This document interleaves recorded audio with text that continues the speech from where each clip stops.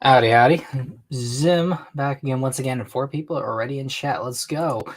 How's it going, Alice? Good to see you. And nope, there was no one being rude to me. Subtoku Punk.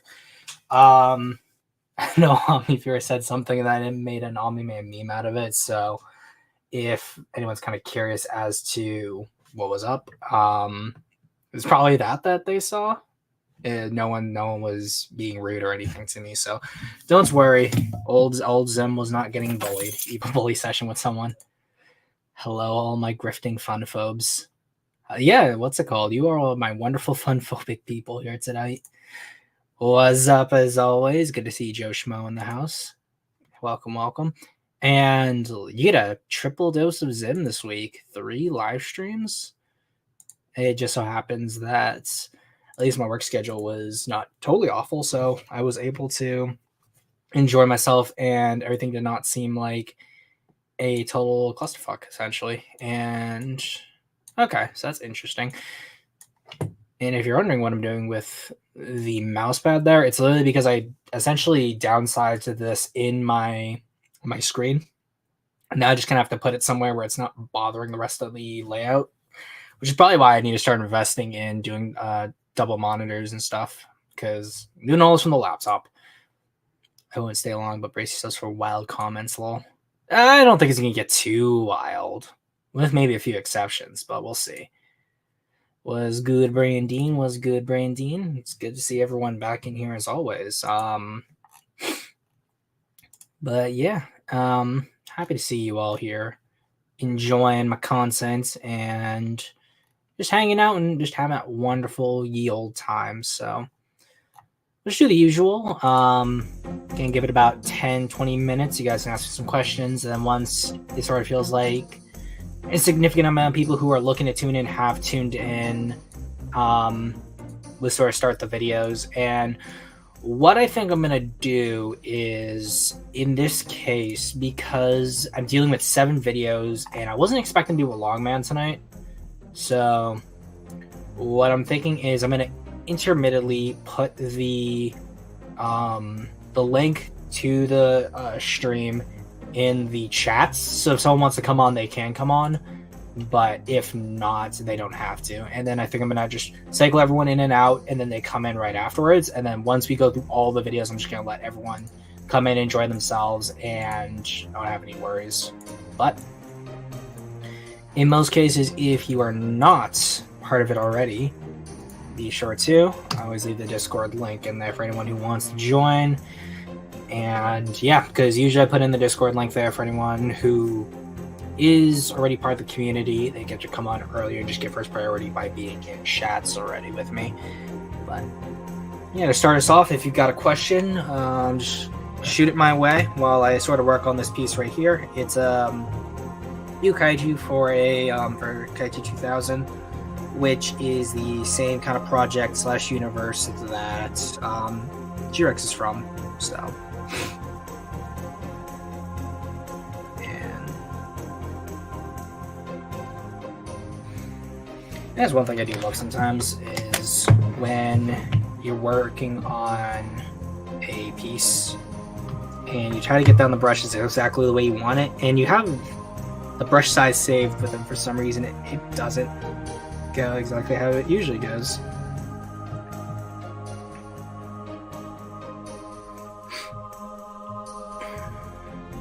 I think I've already done, you've seen me do stuff on stream before in terms of art stuff, but this is like, once I've already got it sketched down, it ultimately becomes something where I'm just sketching over the initial sketch I have in just full ink, and then I just drag color everything else that's already there. Is look good when it's politics is on my side. Yeah. Oh yeah. That's a lot of stuff you'll probably see. Well, I mean, at least most of them are not as blatant. Although there's some that are just straight up cringe, and I'm like, why did you even make this video in the first place? But at least 3 of them are less a my side good, the other side bad, and more just like, well, if we use the word politics here, what do people mean by that, sort of? Which is a lot more of a fair assessment than anything else.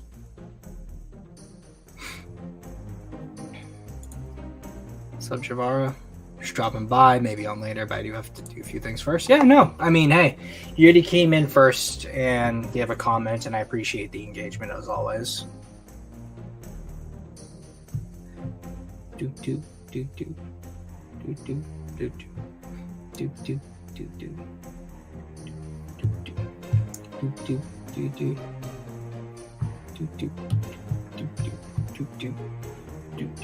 do. Got that good Halo 2 score, and that's exactly true. For the longest time, I completely forgot what the name of this track was, and I kept skipping over it when I was looking for tracks to add to the streams, because I thought Peril was Shudder, which was the Bloods theme. And then when I actually listened to it, I'm like, oh, Peril's this one? And when you realize that the title of the song is Peril, that doesn't sound right.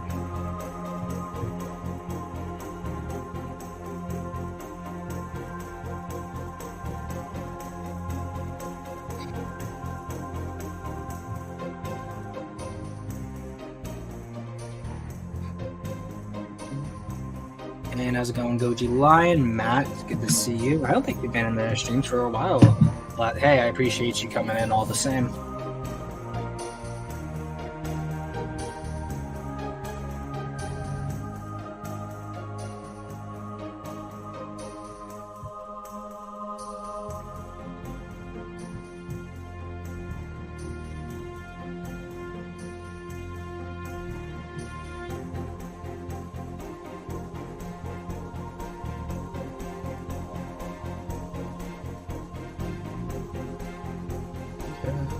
Yeah, no, I'm doing good, man. Thanks.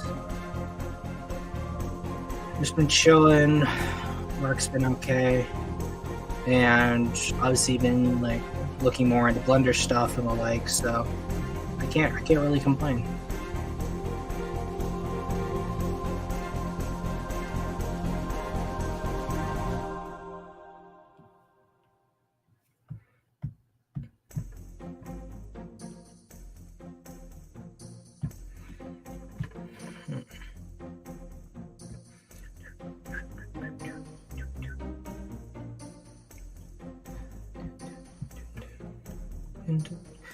As well as apparently, from what I've heard rumblings wise, in terms of just direct box office numbers, GXK has become the highest grossing Godzilla film of all time.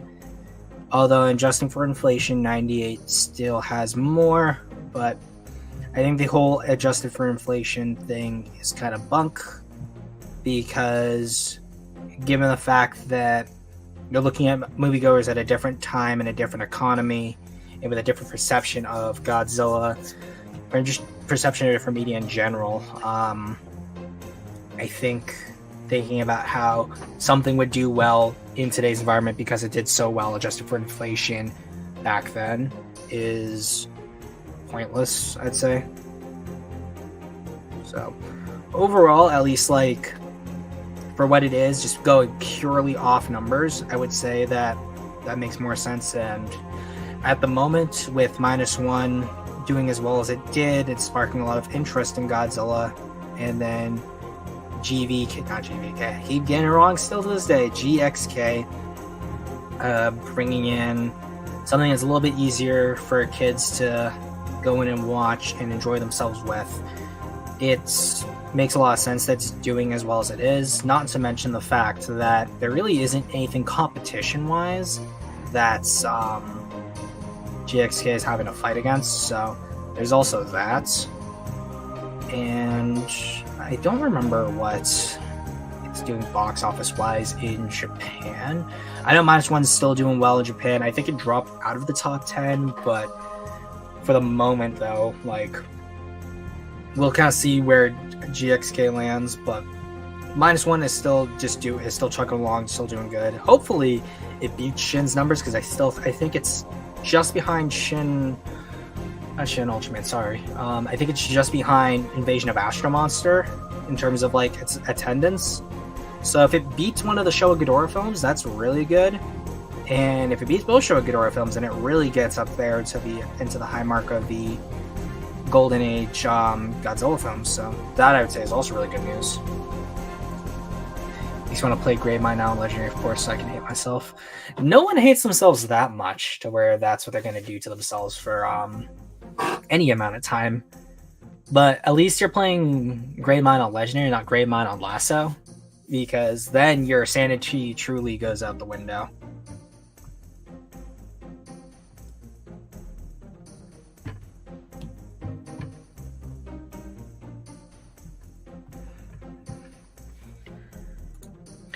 Yeah, lack of competition is contributing factor to GXK's success. It'd be curious to see what would have happened had even like an MCU movie been paired up against GXK, because obviously there still is that downtrend with the MCU, but I still think probably it would have been stealing a bit of GXK's numbers, but maybe not. Because at this point, there really isn't too much that they're going to be able to do with like any of the more iconic characters, even like holdovers. Like, I don't even think a Thunderbolts movie, or was it a TV show? I know the Thunderbolts were some project. I just haven't been keeping up with the MCU as much. But when at least concerned with that, even returning characters like Bucky or Red Guardian, even though people like them as characters, probably Bucky being the most iconic out of that whole group, I don't think that they'd be able to carry anything really to success. Although I do think that probably there'd be more normies who'd be like, oh, I'm going to go see a movie around this time. Might as well make it something Marvel related instead of something Godzilla related. Yes, it depends on the MCU question. Yeah, exactly.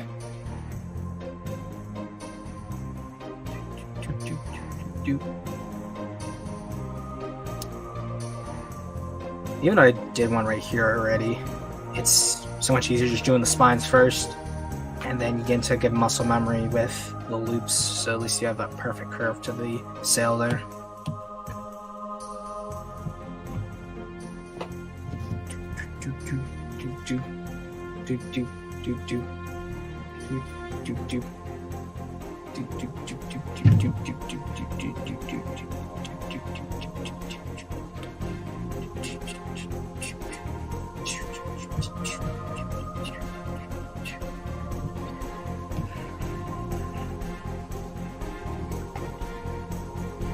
Marvel's in how much competition back in November 25. I still flop at this point unless it's Deadpool. An MCU film would struggle against GVK. I don't know. Because I'm like wondering if there would be enough like muscle to even get a like for people to be like, oh, I liked GVK, so let's see what GXK has to offer, which I don't think is necessarily the case.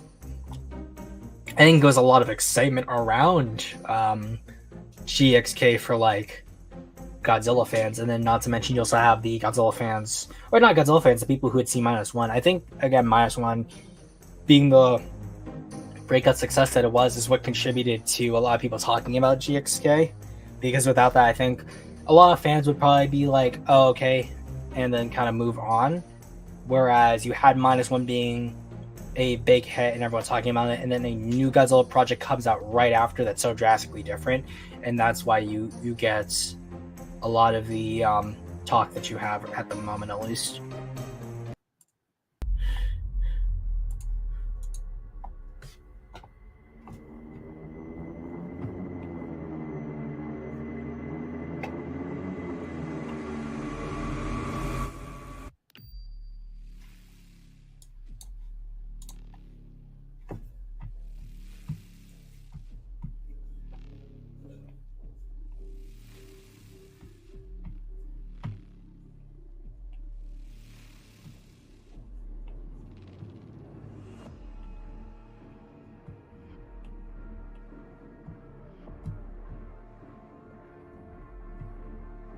That's the one thing I love is, you're like, am I there yet?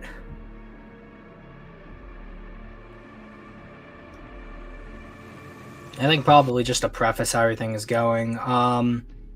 So for you in the audience, when someone says something is political, just for a show of interaction. What do you think that means? Or at least what would you say that means, at least?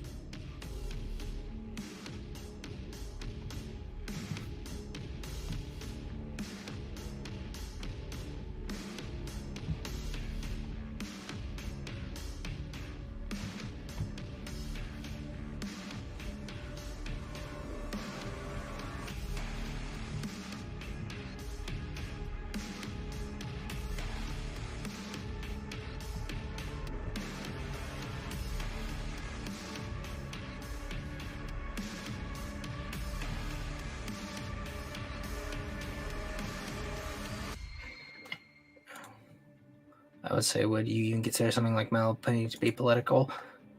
Yeah, well, what's it called? A lot of people I probably would say that it's considered political because since, and I believe I touched on this in the last stream, there is a perception that a lot of people have where since we aren't biased, we all carry our own political statements and beliefs into the ideas, whether implicitly or not. So therefore, regardless of what it is that you do, everything will always have what, in my opinion, I would call the taint of politics to them.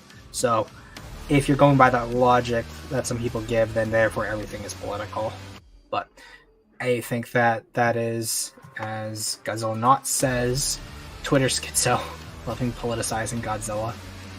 Yeah, I think that is a little bit of schizo poisoning. For someone to say, up this or that is political because of what is essentially a loophole.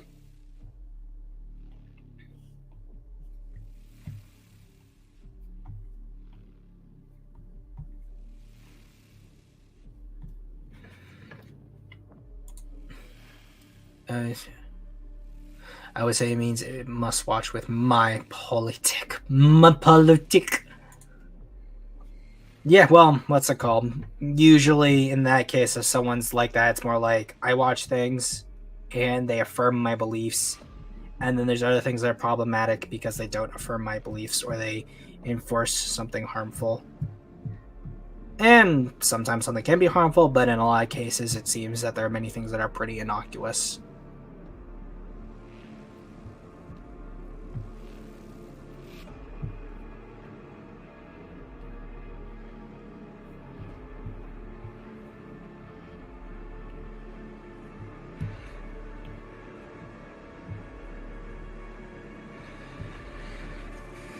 Okay.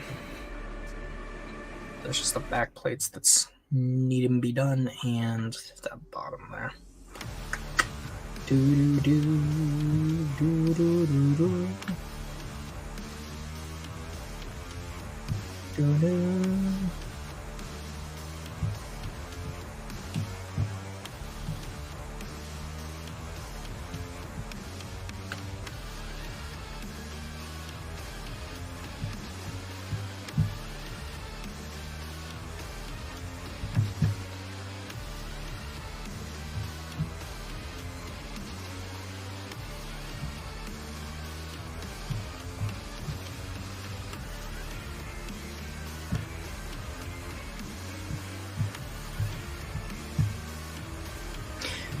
To Crown the Dune Eternals, the soundtrack wasn't officially released. Yeah, it's so weird what happened to that soundtrack, as well as like the behind the scenes drama that happened with Mick Gordon, which is a shame because the fact that they got rid of Mick is insane to me, especially because everyone loved 2016 soundtrack. Although I will say this, the person that they hired, well, at least I know they hired two other people. One of them I know was Andrew Holschultz, who did the music for Dusk. And that is probably, if it doesn't tank the stream, I'll probably download one of the songs from that soundtrack because it is really good. I mean, if anyone's concerned about piracy, because I know that was a topic yesterday, I already bought the soundtrack on iTunes, so it's more or less, since my computer isn't like a Mac or anything, so I can't really share my playlist from that side, so if there's no reason to pirate something, don't pirate it, but when that's not the case, that's when it gets difficult. Like with -1. And what's interesting about that too is I think all the reaction channels now are getting on the -1 hype and doing like reactions to Godzilla -1, and you can tell it's the pirated version because there is one pirated version that I know is got some subtitles to it, but the subtitles are out of sync, so they'll come in a little bit before, a little bit after the line said, and I know where all the lines are generally, so it was super noticeable, and I was like, okay. And then when I kept watching more people's things about -1, more like reactions to -1, I kept noticing the same issues with the subtitles. So I was like, oh, everyone got the same pirated copy.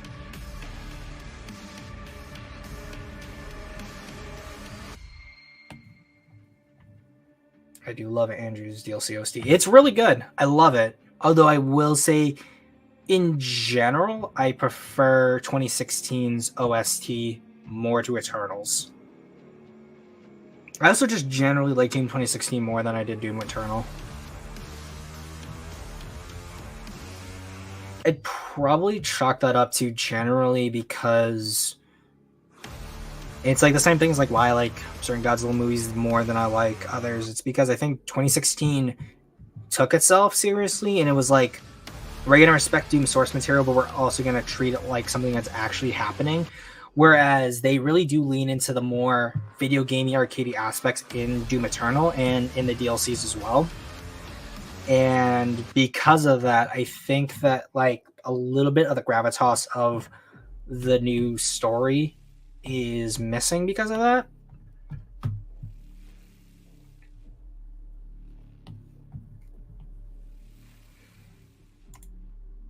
I'm gonna wait till before watch Mass One. Gotta support games because his work. Oh no, definitely.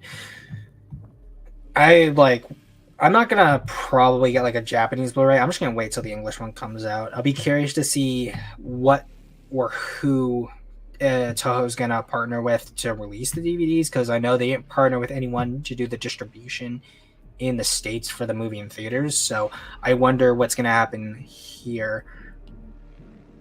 I wonder if they're gonna do like a similar thing where they used a lot of anime VAs to do like a dub, because that was what happened with Shin Godzilla. And as good as a English dub is to like as good as an English dub is for people, that dub felt so out of place because there was so many anime VAs in there that I couldn't really divorce those VAs from their characters. And I was like, oh, it's that person and that person and that person. Oh, and there's that VA I know. Oh, it's Eren Yeager. So it'd be curious to see what they end up doing. But I think right here is a good stopping point for now. Actually, what I will do is blend these two together right here. So generally that's what we got at the moment. I think I'll probably at least finish up the coloring before I move over to Blender today.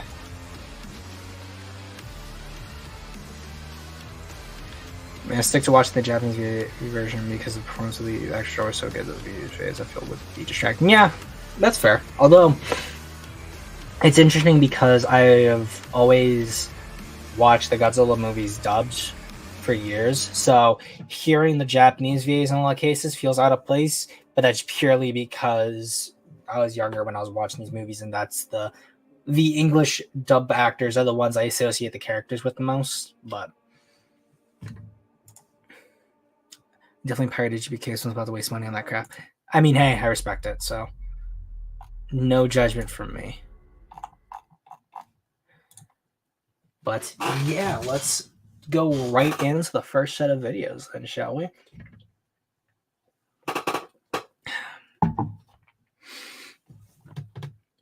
Streamception as always, gentlemen. First, let me minimize that.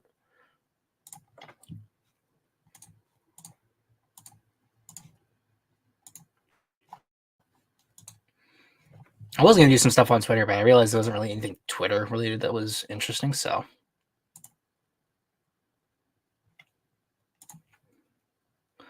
So there, and as always, 2x speed. Although, think probably would do 1.7 for this.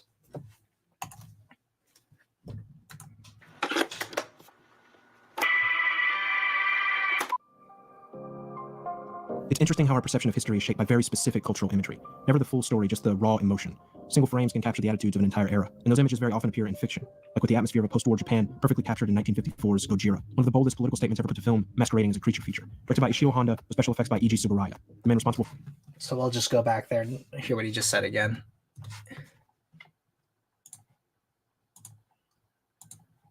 History is shaped by very specific cultural imagery. Never the full story, just the raw emotion. Single frames can capture the attitudes of an entire era, and those images very often appear in fiction, like with the atmosphere of a post-war Japan perfectly captured in 1954's Gojira, one of the boldest political statements ever put to film, masquerading as a creature feature. Directed by Ishiro Honda, with special effects by E.G. Tsuburaya, the man responsible for pioneering suitmation techniques and the tokusatsu style of filmmaking.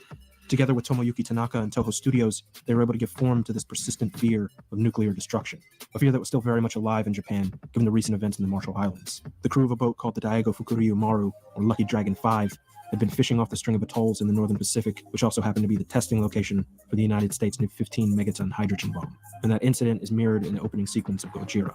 The events of Hiroshima and Nagasaki left an empire in ruin, and during the post-war occupation of Japan, the United States tried to sculpt a new foundation of democracy, but with that came a very strict censorship policy, criminalizing the production of propaganda films and banning military imagery. And even though Gojira was released, censorship policy, criminalizing the production of propaganda films and banning military imagery. So generally, when you look at the history, the reason why they were so strict about banning propaganda was because of how hard fought the Pacific Theater was. So in an attempt to especially bring peace to Japan as well as ease tensions, the U.S. essentially trying to ensure that there wasn't a lot of national sentiment again was pursuing this effectively, not only to bring back Japan from the end of World War II, but also just to make sure that no one's killing each other while they're trying to rebuild the country.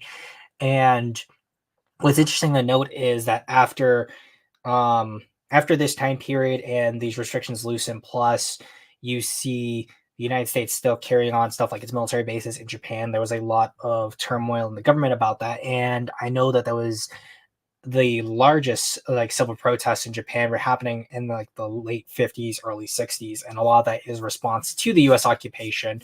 So it's really clear that there wasn't just a desire to oppress the Japanese people, and I think also we tend to forget, especially how the U.S. got involved with fighting Japan in the first place, and that is because of Pearl Harbor. Even though Gojira was released 2 years after that occupation ended, Toho was still under immense pressure by the new media regulations imposed by the Japanese government, which had been influenced a great deal by the American censorship policies. And the wounds of war were still fresh, so Honda and Tsuburaya's use of suggestion and visual metaphor made for a much more tasteful interpretation of those events. Godzilla may seem like just an oversized lizard, but there was a lot of thought and care put into his design. If you look here, you'll see that Godzilla doesn't have scales like a normal reptile. That grooved hide was meant to evoke the keloid scarring of the survivors of the nuclear blast. And the blast itself was represented in Godzilla's mushroom. So, actually, I'll say right here. So, Godzilla's head design, there was at least one design that had a mushroom cloud-shaped head that wasn't carried over directly into the 54 design. And in most cases, when we look at the research, the allusion to keloid scarring was either a coincidence or it was implicitly done with the design that they chose. However, in most cases, it seems more than likely that that was a byproduct of the design and not the direct intent. Gojira was about perspective, building a window into the post-war fears and anxieties of the ordinary people involved in these tragedies. And that's something that wasn't taken into consideration when the Trans World Releasing Corporation acquired the distribution rights in 1956. The foreign political... And this is when we get into the bashing of the King of the Monsters version of Gojira. Messages were deemed unsuitable for American audiences, and many of the scenes were cut and the plot heavily restructured to include an American lead, with the idea that a film with a Japanese perspective wouldn't be commercially successful in the US, because Americans weren't ready to look at the destruction of Japan through the eyes of its victims. Well, I think that'd probably be the same as someone. It'd probably be pretty likely that no one would be able to follow a German lead at essentially doing a monster movie about the bombing of Dresden, for example. And considering that obviously you have many Americans coming back from fighting both Germany and Japan, I think it's going to be hard. Even if, like, obviously this is talking about the civilian casualties.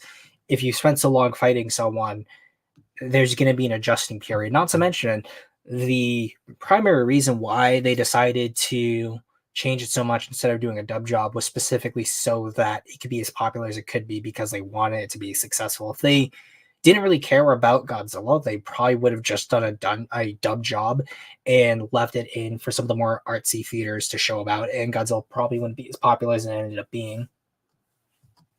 So the film was retitled Godzilla, King of the Monsters, and scenes were reshot to include actor Raymond Burr as an American reporter covering the destruction of Tokyo, alongside Japanese-American actors standing in as lookalikes to make it seem as though he was part of the original production, while references to the dangers of nuclear weapons and American testing were either distorted or outright removed. And a lot of those Well, could he bring an example of examples being distorted? Because in actually dangers of nuclear weapons, this and is American the diabolic scene to Steve Martin's there, but they still directly say that Godzilla is the product of the H-bomb testing. So overall, you'd have to stretch it to say it's distorted or outright removed. And a lot of those subtextual elements were lost in translation, or just not translated at all.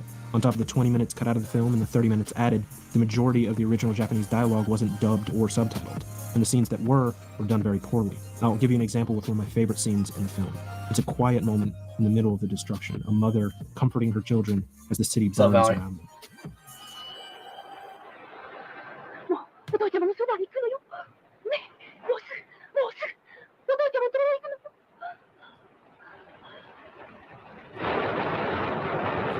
It's one of the most poignant moments in the film. There's no musical cue, just the crackling of fire and this woman's beautiful performance.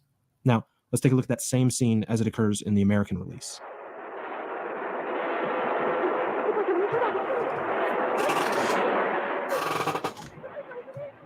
The added score muffles her delivery. She wasn't dubbed, and I didn't remove the subtitles. That's just how the scene was originally screened.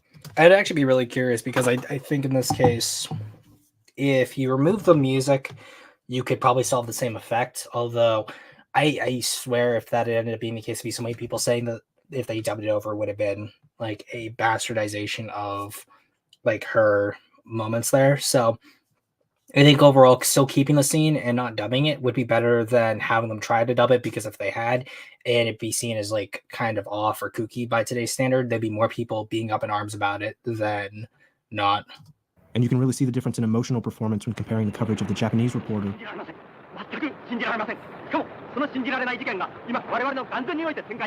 to the monotone monologue of Raymond Burr. George, here in Tokyo, time has been turned back 2 million years. This is my report as it happens. A prehistoric monster the Japanese call Godzilla has just walked out of Tokyo Bay. What's it called? So this is when Godzilla's has already attacked the city. At this point, he's already passed the defenses. So of course they're far more scared, because the only defense that they had pretty much failed. Versus the monotone monologue of Raymond Burr. In this scene here, this is directly right as Godzilla gets out of the water, and they don't know whether or not the power lines are going to do anything anyway. And you actually get a lot better and more emotion out of Martin in other scenes there. So I don't even think this is a fair comparison either. Tokyo, time has been turned back 2 million years. This is my report as it happens. A prehistoric monster the Japanese call Godzilla has just walked out of Tokyo Bay. Unsurprisingly, when the film premiered, it was critically panned. Bosley Crowther of the New York Times. That's actually, so let's hear what it says. Godzilla, the Japanese film, is it at stake as though there are not enough monsters coming from Hollywood? An organization that calls itself Jewel Enterprises has had to import ones from Japan. Is a great scaly prehistoric creature reactivated by H-bomb testing. It goes by the name of Godzilla's reduced audiences. Lowell State yesterday say that is Oriental monster is fantastic is the state. To say that this Oriental monster is fantastic is the state, but half the case. Godzilla produced in a Japanese studio is an incredibly awful film. It looks as though its Japanese producers, assisted by a stray American fellow named Terry Morris, is an alumnus of Hollywood Poverty Row. Made a close study of the old film King Kong, then tried to do substantially the same thing with a miniature of a dinosaur made of gumshoe and about $20 worth of toy buildings and electric trains. Their idea is that this monster, which exhales atomic breath, much as the cigarette billard in Times Square blows up puffs of smoke, takes it upon itself for no clear reason to destroy Tokyo. In a good half hour of the picture, 80 minutes is devoted to this pursuit. Among the mildly horrified observers is the American actor Raymond Burr, who gives a running account of the proceedings for his news agency employers. All the other observers are local actors whose English dialogue is plainly dubbed, and some several hundred or 1,000 Japanese actors who do nothing but run and scream. The whole thing is in the category of cheap cinematic horror stuff, and it's too bad that a respectable theater has to lure children and gullible grown-ups with such fare. It's really funny because they don't actually say anything of note about the plot of the story or anything much else, even though the main parts of the story are still pretty much intact. I should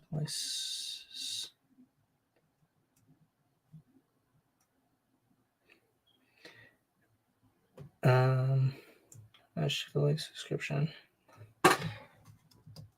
Times calling it incredibly awful, saying the same could be accomplished with a dinosaur made of gumshoes and $20 worth of toy buildings and electric trains. And that may be harsh, but actually, I just want to go back to what he says about this person. Author of the New York Times calling it unsurprisingly, when the film premiered, it was critically panned. Bosley Crowther of the New York Times calling it incredibly awful. Bosley Crawford.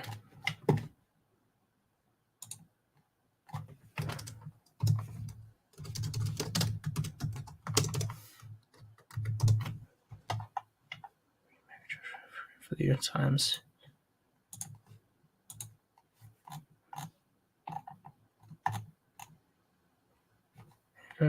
Sustain.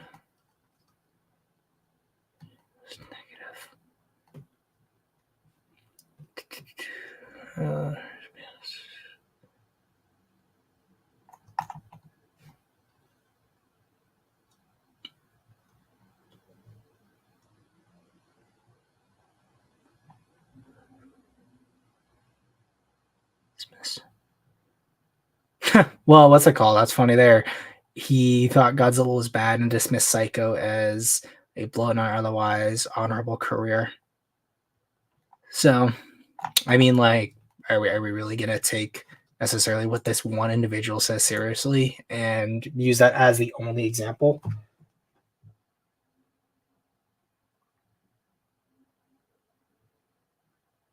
I would say that's not necessarily the most accurate description of her beliefs, but at least define what you mean by reactionary. That would be my statement there.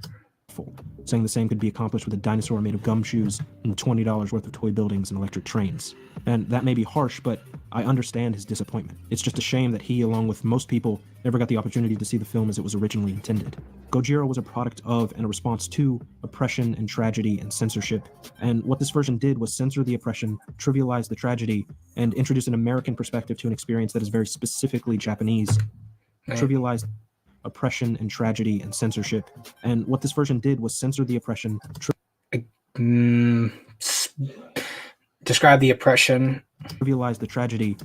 How, outside of adding a musical addition to the destruction scenes, because most of the tragedy is pretty much intact. And introduce an American perspective to an experience that is very specifically Japanese without understanding it. The film... Well, considering what Raymond Burr's views are when it came to Godzilla as a character, that's wholly untrue. Was designed to be a nuclear allegory, so when it's stripped of its message, all that's left is a dinosaur stomping on buildings. But despite the criticism, Godzilla found its success in drive-in theaters and on late-night television, its popularity completely obscuring the original film for decades. Generally, too, the other thing is that if you think about it, Godzilla is still stated to be the product of the H-bomb, and the horror is still kept there, although you could definitely say some editing choices were the best. Not to mention the addition of the Oxygen Destroyer is still there, and what that means. The biggest, I would say, fault of the American edit is not including the end speech by Yamane. Although I would also state that, as I said in the review of the novel version of 54, the tone is pretty much like right between the American edit and 54. So I think it could have been better for them to not only have included that line, but that also would have set up sequels as well. But obviously the whole concept of sequels wasn't the same in Hollywood as it is today, so they weren't necessarily focusing on that. And I think it adds a proper bit of finality to it. It makes it it makes it more contained, which in a way is better, because obviously we live with the fact that Godzilla is going to come back, but for the time they didn't know what was going to happen. So I'd say for what was going on then, that was probably the best choice.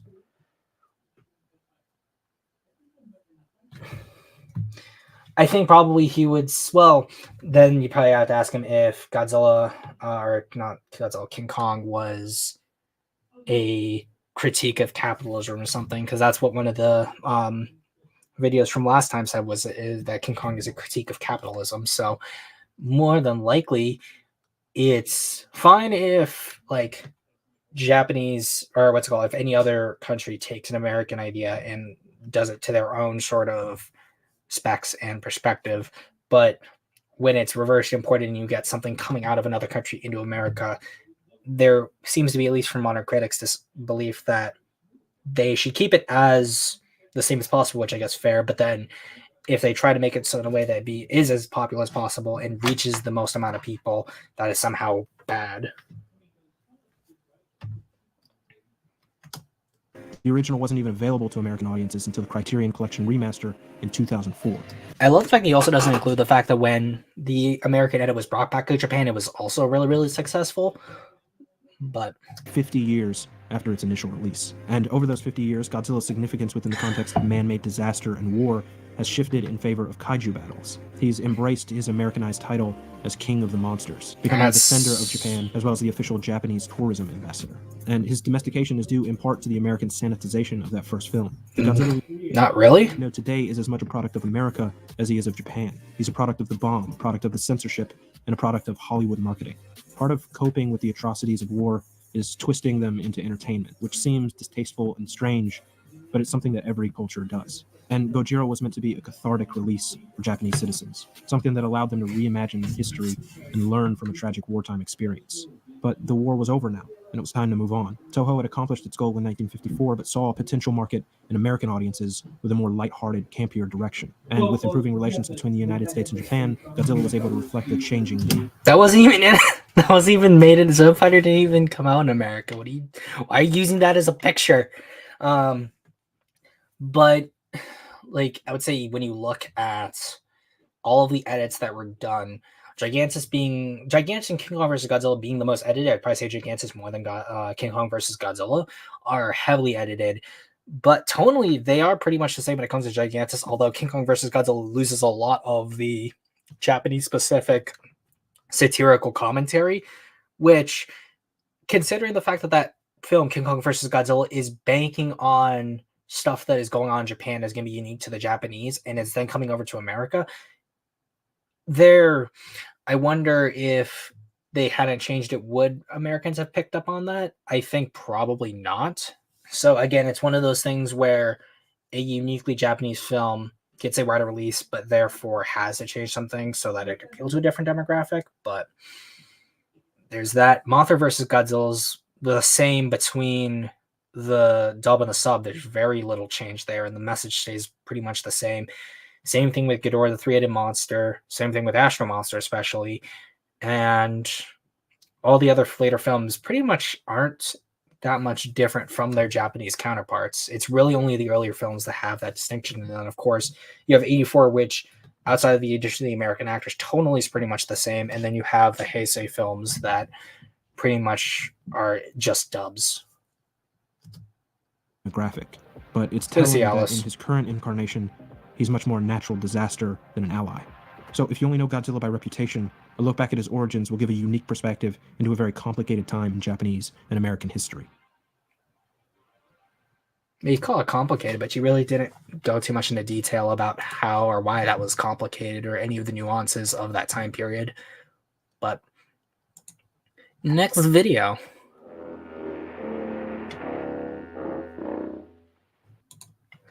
Godzilla's stolen politics. This is the fun one right here.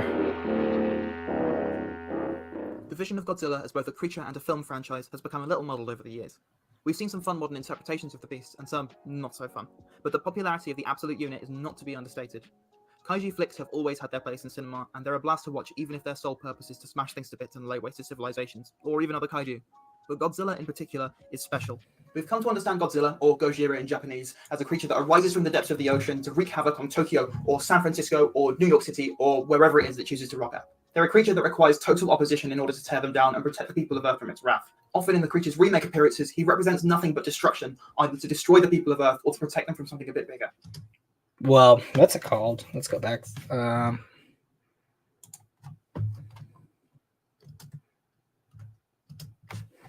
Wherever it is that chooses to rock out. They're a creature that requires total opposition in order to tear them down and protect the people of Earth from its wrath. Often in the creature's remake appearances, he represents nothing but destruction, either to destroy the people of Earth. Well, that wasn't really 98's purpose in that movie. And wow, I can't believe I have to defend 98 again. Look what you make me do, video. Or to protect them from something a bit bigger. Godzilla And that remake is essentially aping a Japanese film, so there you go. movies have become catastrophe movies, and I think Godzilla deserves more than that. Godzilla first appeared in the 1954 movie of the same name, produced by the Japanese studio Toho, which is a Japanese freighter and another ship sent to investigate it, destroyed in mysterious circumstances. The destruction is blamed on Godzilla, an ancient sea creature that is speculated to have been awakened by underwater military testing, which comes to be proven true when the behemoth arrives in Shinagawa, leaving devastation in its wake. The remainder of the film's runtime is dedicated to the debate of whether Godzilla should be killed to protect the people, or researched further to better understand what they can do to prevent the attacks he commits. The film ends as scientist Daisuke Serizawa sacrifices himself to kill Godzilla with a weapon of his own design, dying at the bottom of the ocean as the only person with the knowledge of how to build it. The Daikaiji's presence in cinema began with this film as an embodiment of Japan's perspective of nuclear holocaust. The film's producer, Tomoyuki Tanaka, said that the theme of the film from the beginning was the terror of the bomb. Mankind had created the bomb, and now nature was going to take revenge on mankind. I love how it also says here, the theme of the film from the beginning was the terror of the bomb. Mankind, not specifically Japanese, or even the Americans had created the bomb. It just says mankind had created the bomb, and now nature was going to take revenge on mankind. The automatic connection. There is a general sentiment that the escalation of force post World War II meant that not only were certain nation states in danger, but overall the sentiment that the world was going to change irrevocably. And that's why themes such as mutually assured destruction were a good enough deterrent, because you realize that the powers that nations now had wouldn't just affect one nation or another, but would affect the entire world. And that's why Godzilla is not only uniquely Japanese, but it is able to bring such a universal perspective to things. To make here would be to the US's devastation upon Japan in World War II, especially the brutal atomic bombs dropped on Hiroshima and Nagasaki in 1945 upon Japan and to take revenge on mankind. The automatic connection to make here would be to the US's devastation upon Japan in World War II. The devastation of Japan, it really, the framing here almost makes it sound like America overtly attacked Japan first instead of it being the other way around. Especially the brutal atomic bombs dropped on Hiroshima and Nagasaki in 1945. This is a message that's remarkably alive in Godzilla, as he is described as a product of atomic testing.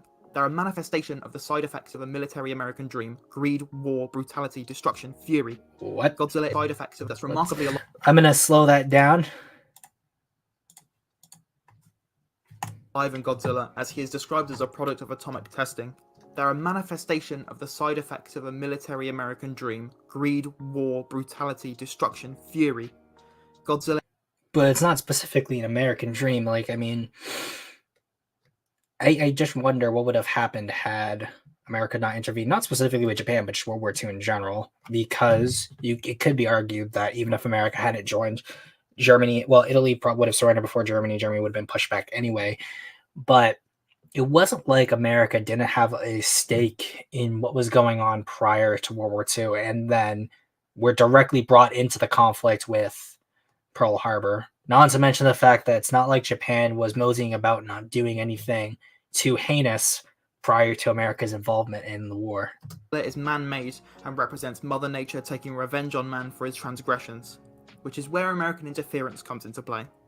It's not American. It's not interference. Dynamic violence, savage action, spectacular thrills, Godzilla. Does American Dream have something to do with this? King of the Monsters. 2 years after the film debuted, Godzilla, King of the Monsters, no, not that one, was released. It was an edited adaptation of the original footage from Toho with sprinklings of new content. It's not an adaptation, it's just a re-edit. Produced in America.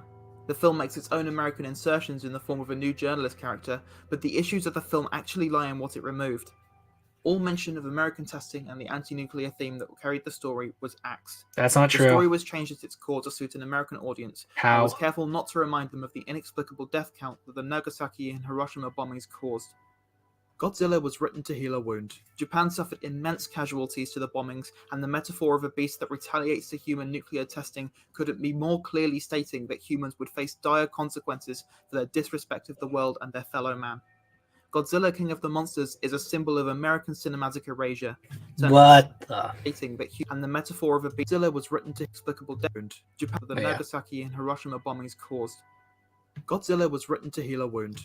And you don't think that if it could be argued too that Godzilla being edited and changed for American audiences so that something that was created by an enemy nation could be more palatable to your people wouldn't also be a good thing in itself because you're able to make amends that way as well? Not to mention the fact that as tensions became less grim for US and Japan, that we were able to have more imports. And the reason why we have such a good relationship with Japan is because of that continued import of culture between both countries. Like, so much of American culture has influenced Japan and so much Japanese culture has influenced America. It's hard to understate that. So it could very well be argued that Godzilla King of the Monsters doing what it did helped mend a wound in another way outside of Japan and Gojira specifically. Adolf Skipler must have watched this. No, I think that these videos, this one and the first one, are worse than Skipper's videos because that one is just misinformation. This is just bad and biased. Japan suffered immense casualties to the bombings, and the metaphor of a beast that retaliates to human nuclear testing couldn't be more clearly stating that humans would face dire consequences for their disrespect of the world and their fellow man. Godzilla King of the Monsters is a symbol of American cinematic erasure, turning a sad and bleak story about man's transgressions into nothing more than a disaster movie. The film has since been slated for both rewriting the story and its general quality. How is it rewritten? But Western audiences had already embraced Gojira merely as a monster to be vanquished. It was the first step towards the Godzilla we now know, a monster who arises from the ocean to... This 98 doesn't even like the original Godzilla or the 56 re-edit, so trying to say that this was Godzilla 98 was America's idea of Godzilla is not only very stupid, but it also ignores the fact that so many people were not happy with this portrayal of Godzilla who had grown up on the earlier Showa Godzilla movies. To attack for no discernible reason. Some know. A monster who arises from the ocean to attack for no discernible reason. Well, we know why Godzilla attacks in 98, not to mention the fact that, again, 98 is so divorced from Godzilla in its intent that, yeah, it could be argued that that is erasure, but it also is very clear with the American response to Godzilla 98 that, yeah, not too many people were happy with this change to Godzilla's character. Some interpretations have given way for Godzilla to protect the people he would once have tried to crush, but his existence still means nothing beyond a towering antagonist. That makes no sense. His existence interpretations have given way for Godzilla to protect the people he would once have tried to crush. Like the Showa films? His existence still means nothing beyond a towering antagonist. I mean, you could still say that the monster versus themes are not as concrete as the original 54 film, but Godzilla does and is supposed to mean something in the films that he's in outside of, I would probably say, GXK or GVK, so also wrong. The 1954 film is much more readily available in the Western world now, and while the messages that the film sent are still relevant, its applications would have been much more influential around the time that it was meant to be released. King of the Monsters stunted the growth of a film that had a greater aversion to atomic war. You can't really prove that, not to mention the fact that since we know that Japanese audiences were pretty receptive to the American re-edit, you cannot say with any authority that the Japanese were upset with this as a whole, or there was a stunting of the imagination or the perception of Godzilla, not to mention the fact that, as a lot of people like to say nowadays, Toho went in their own direction with a more child-friendly Godzilla that wasn't because of Americans. There was already a market in Japan that they were going for, and it just so happened to coincide with being able to release these in America and those being the films a lot of people grew up on. that the American audiences needed to hear. America may have been on the winning side of war, but there aren't any winners in war. There's always death, there's always fear, and there's always destruction. And American cinema, for a time, stripped Godzilla of its sincere messages and reduced it to a shallow husk designed only to entertain. No, and blatantly ignoring some of the facts of the E-56 film are pretty apparent here, and this comes off as super hollow and pandery. The film is a time capsule of an era where fear consumed Japanese audiences, and the art they made during this time deserved better than to be stripped of its meaning for easier digestion. So, we gonna talk about any other films that came out around 1954?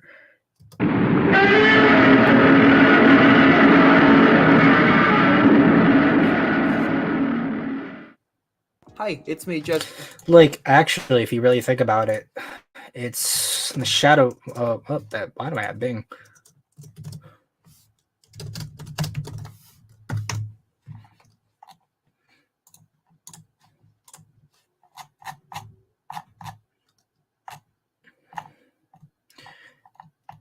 Because in reality, you could also say that you had a less, a more direct wartime film in The Shadow of Glory not coming up because of what happened in Indonesia, and we get Godzilla instead, which is more subtle in its discussions about what was going on during the war. So you could say that we got a less overt war film, which means that yes, there was less to talk about. But let's look at Japanese.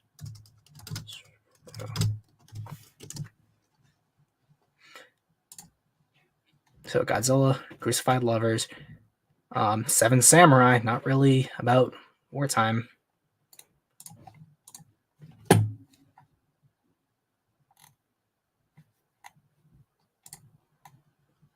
So,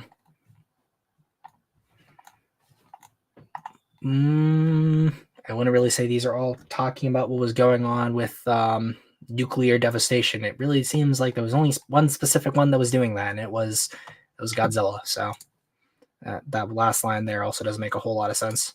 If I'm editing the video that you just watched, thank you so much for tuning in and checking it I'm not thankful. out. If you liked it, please like and subscribe. I'm hoping to do some more videos in the future more frequently. That was awful. Please subscribe. That was really awful.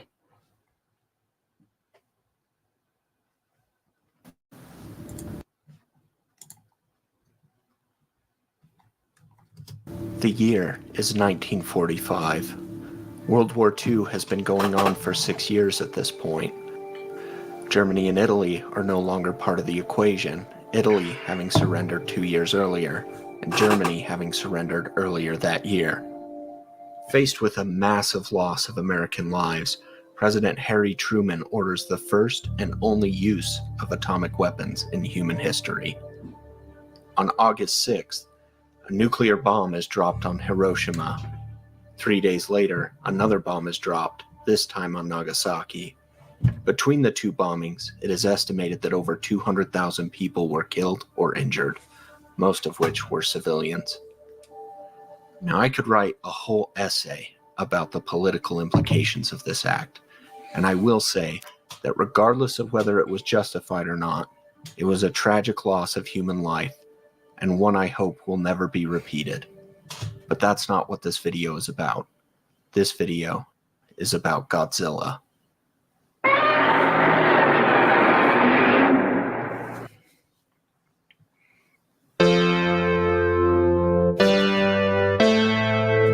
I just want to say it's also pretty interesting that both of them use this specific poster that isn't an actual poster instead of like a figure.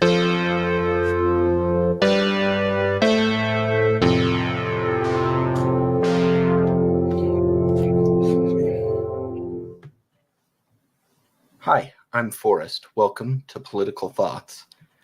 Godzilla was released in Japan in 1954, 9 years after the bombs were dropped on Hiroshima and Nagasaki. 2 years later, an American version would be released, with most of the political context stripped out and American actors put in to make it more appealing. Text stripped out, an American version would be released, with most of the political context He says stripped out most. and American actors put in to make it more appealing to. I mean, like, at least explain why it would technically be more appealing instead of just giving the air quotes so that you don't dishonestly frame it? American audiences. Now, I'm not really interested in talking about the American version in this video, except to say that it's an abomination. Shut up. It gives the Japanese cut a bad name. No, it doesn't. You see, the Japanese version is a deep and philosophical piece, where the American version is just a silly mess. No, it's not. In fact, this is probably the reason why every time I try to convince my dad that Godzilla is a cinematic masterpiece, he just kind of gives me a blank stare. In fact, a lot of people think that the Godzilla movies are just silly popcorn flicks, and more than 30 of them have been made, and that is definitely true of most of those movies, but especially... So, wait. I think that he just kind of gives me a blank stare. In fact, a lot of people think that the Godzilla movies are just silly popcorn flicks. But you just said after 30 films released, a lot of them are like that. So, yeah.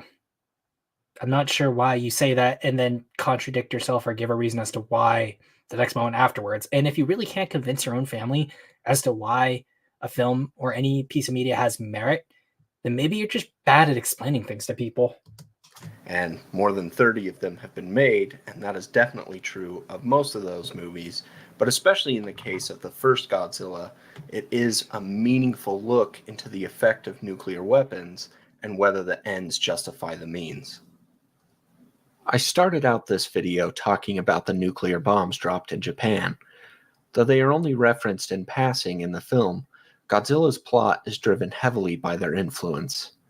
Now, I must warn you, spoilers abound from this point on, so if you don't want the plot of a movie that is more than 70 years old spoiled for you, now would be the time to back out, go watch the movie, and then come back to finish the video. Our movie begins with ships being mysteriously destroyed in the ocean around Odo Island, a fictional Japanese island. It turns out that around the same time, citizens of the island are no longer able to catch fish.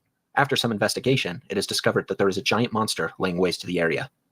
A paleontologist named Kyohei Yamane reports that the monster is a giant dinosaur who was disturbed by underwater hydrogen bomb testing. Yamane insists that the monster, called Godzilla after a legend told by the people of Odo Island, should be studied. But the government decides to try to destroy Godzilla. These attempts are unsuccessful, and this is where our obligatory love triangle comes in. Yamane has a daughter named Amiko, who is engaged to one of Yamane's colleagues, Daisuke Serizawa. However, Amiko is in love with a salvage ship captain named Hideto Ogata. She goes to visit Serizawa to break off her engagement, but before she can, he shows her his current work on a powerful superweapon, a device that destroys oxygen atoms and kills anything in range. Amiko is upset by this and leaves without telling him about the engagement thing. Meanwhile, Godzilla is continuing his reign of terror in Japan, and in desperation, Amiko tells Ogata about Serizawa's oxygen destroyer. Ogata confronts Serizawa and begs him to use the oxygen destroyer on Godzilla, but Serizawa is afraid of what the government would do with the technology and initially refuses. Eventually he relents, but not without burning his notes so that the government won't have access to them. Serizawa and Ogata go on a mission together to plant the device, which they do successfully, but Serizawa cuts off his own air support and sacrifices himself so that the government can never use him to learn the secret of the oxygen destroyer. Godzilla is no more, but Yamane fears that if they continue testing nuclear weapons, there may end up being another Godzilla-like event in the future.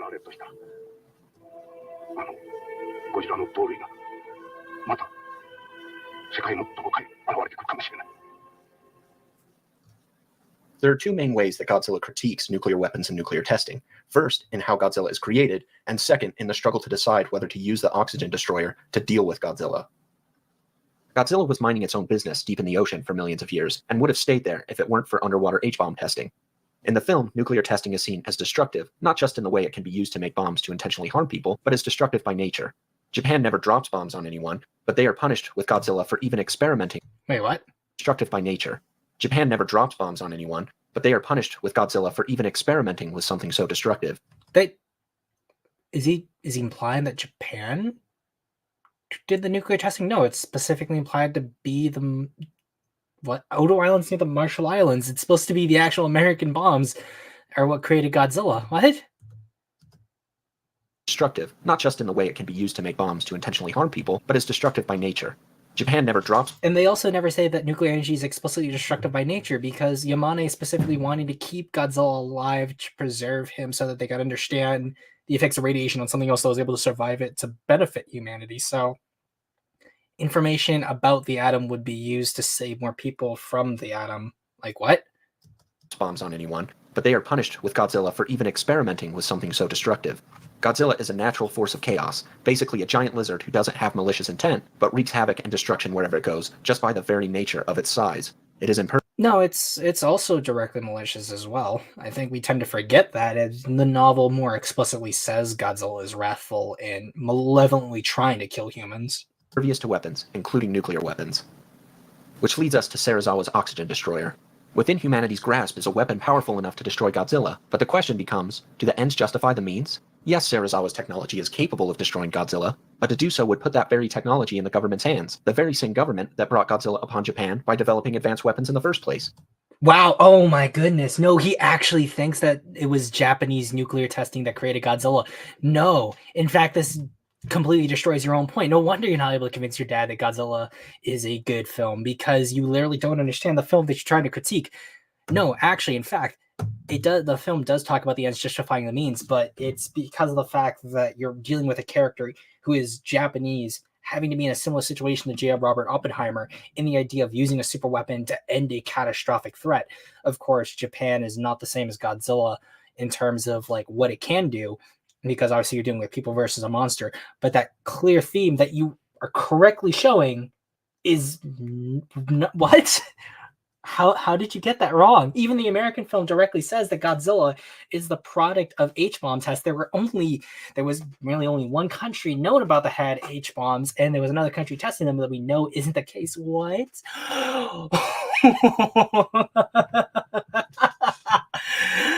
No. Oh my good. I remember I only watched this video once, and I thought he did say that it was the Americans who did it. Wow. Justify the means? Yes, Serizawa's technology is capable of destroying Godzilla, but to do so would put that very technology in the government's hands, the very same government that brought Godzilla upon Japan by developing advanced weapons in the first place. Serizawa refuses to use his device at first for this very reason. He doesn't want a technology he created to be used to cause harm. Eventually, though, seeing the amount of destruction that Godzilla is causing... I know you said it wrong in chat, Kaiju not, but yeah, say psych right now. Say psych. I'm waiting on that psych, sir. He realizes that he has no choice in the matter. He must either use the oxygen destroyer, or many people will die. However, he is still firm in his obligation to keep his technology out of the government's hands, so he destroys all his notes and nobly sacrifices himself to ensure that his oxygen destroyer can never be used again. For Serizawa, the end only justifies the means if the means die with the end. Like, again, I'm replacing the pinned comment, say psych right now. I've seen it remarked online that in Japan, radiation creates monsters, and here in America, radiation creates superheroes. This isn't a really great comparison, as Godzilla isn't created by radiation, he's just disturbed by it. No, he's also, like, what? What? Godzilla is mutated by the bombs, and even if you say that he was already that big to begin with, it's the bombs that give him his powers. And not to mention the fact that it was radiation or nuclear bomb testing that awoke the Rhinosaurus, which is the direct influence for Godzilla. What? What? What? What? And here in America... No, not to mention the fact that, although they're not as common, a lot of, like, pulp villains, not to mention pulp characters, whether heroes or villains, were created via radiation of some kind. So it wasn't just, America makes superheroes, Japan makes monsters. We have our share of monster movies about monsters that were created by radiation. Thank you. A good example being the movie Them, which was released the same year that Godzilla was released in Japan, and features giant ants that were mutated by radiation. However, this comparison does give us some insight into the difference between the way Japan views nuclear weapons versus the rest of the world. You see, Japan is into the difference that were mutated by radiation. However, this comparison does give us some insight into the difference between the way Japan views nuclear weapons. I knew it. I thought so. Also, when I was looking through this video the first time, I heard the Discord blip and I thought it was my computer, but no, it's actually in the video. Also, he brings up Them, but doesn't bring up the Beast from 20,000 Fathoms that came out just the year before it, is directly what influences Godzilla, because they literally, Tanaka's original like idea and title for the film was the giant monster from 20,000 miles underneath the sea. Really? That's I'm waiting on that psych, sir. Versus the rest of the world. You see, Japan is in a unique position to talk about these things. To this day, they remain the only country that has had nuclear weapons actually used against them. Sure, other nations such as the US have lived under the threat of nuclear war. Decades were spent competing with Russia to stockpile nuclear weapons, and even now there are concerns about countries like Iran and North Korea developing nuclear weapons. But only Japan has actually experienced the horror of having their own cities obliterated by such weapons. Though Japan does use nuclear technology for non-violent purposes, they have been strictly opposed to the development of all weapons of mass destruction since World War II ended, and they have signed any relevant non-nuclear treaties that have come their way. Japanese media is often strongly anti-nuke, including Hideo Kojima's Metal Gear series, the 5th installment of which had a cutscene that was locked until all players concurrently eliminated their nuclear stockpiles, something that took 5 years to achieve, and so far has only been achieved on one console. It turns out that even 60 years after the release of Godzilla, its core themes are still felt throughout Japan. Yeah, probably because the nuking is going to be extremely relevant to the Japanese people because it's such a traumatic event, so that goes without saying. Godzilla is an important part of cinema history. Yes. It stands as a representation of a people who are traumatized by the effects of the development of nuclear weapons. Yes. And it deals with the fears of what a nuclear world might look like. Though many people see the Godzilla films as a bunch of popcorn flicks, it's also a deep dive into the political state of Japan, with various films approaching subjects like the government. The government. The government. State of Japan, with various films approaching subjects like the government, the media, capitalism, and the effects of war on people. I hope you please, could you just name one of the Godzilla movies that you're referencing? Please, it's not hard. You could have said bureaucracy with Shin Godzilla, capital. Even though I think that's a stupid comparison, you could have said capitalism with Godzilla versus Mothra. Please, why do you hurt me like this, video? Why? That's a goober moment right there. To be able to explore more Godzilla films in the future, but no Godzilla film is more important to me or more relevant than the 1954 original. Because it's the only one that most people can actually draw like a direct or at least somewhat coherent political message from. Okay. This video isn't better from the last one. Yeah, it's not better from the last one. It's awful. It's really bad. It's common knowledge to many Godzilla I'm fans also, that the what's it series called? is steeped in rich... No! It's common knowledge to let many me Godzilla fans that the series is... So, one sec. I'm gonna goober myself real quick. So I want to highlight a few things that I saw. This reminds me of Tristan reviewing Godzilla 9 and just using and re-inputs that have been rebuked several times over. Yep. Who pinged me? Who the f pinged me?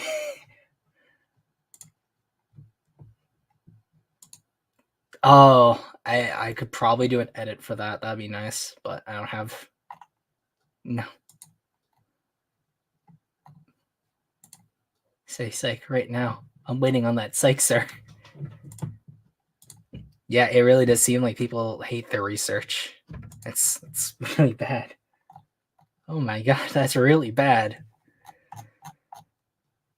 Like, I'm surprised that he actually, for some reason, thought that it was Japan in Godzilla 54 that created nuclear weapons or dabbled with nuclear energy, and that's what produced the monster.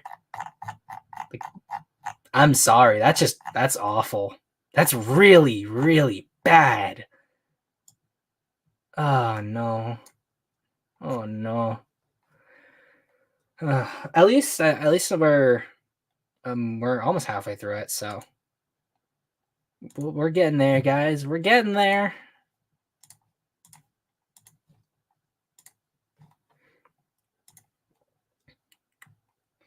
Get now into a listed video.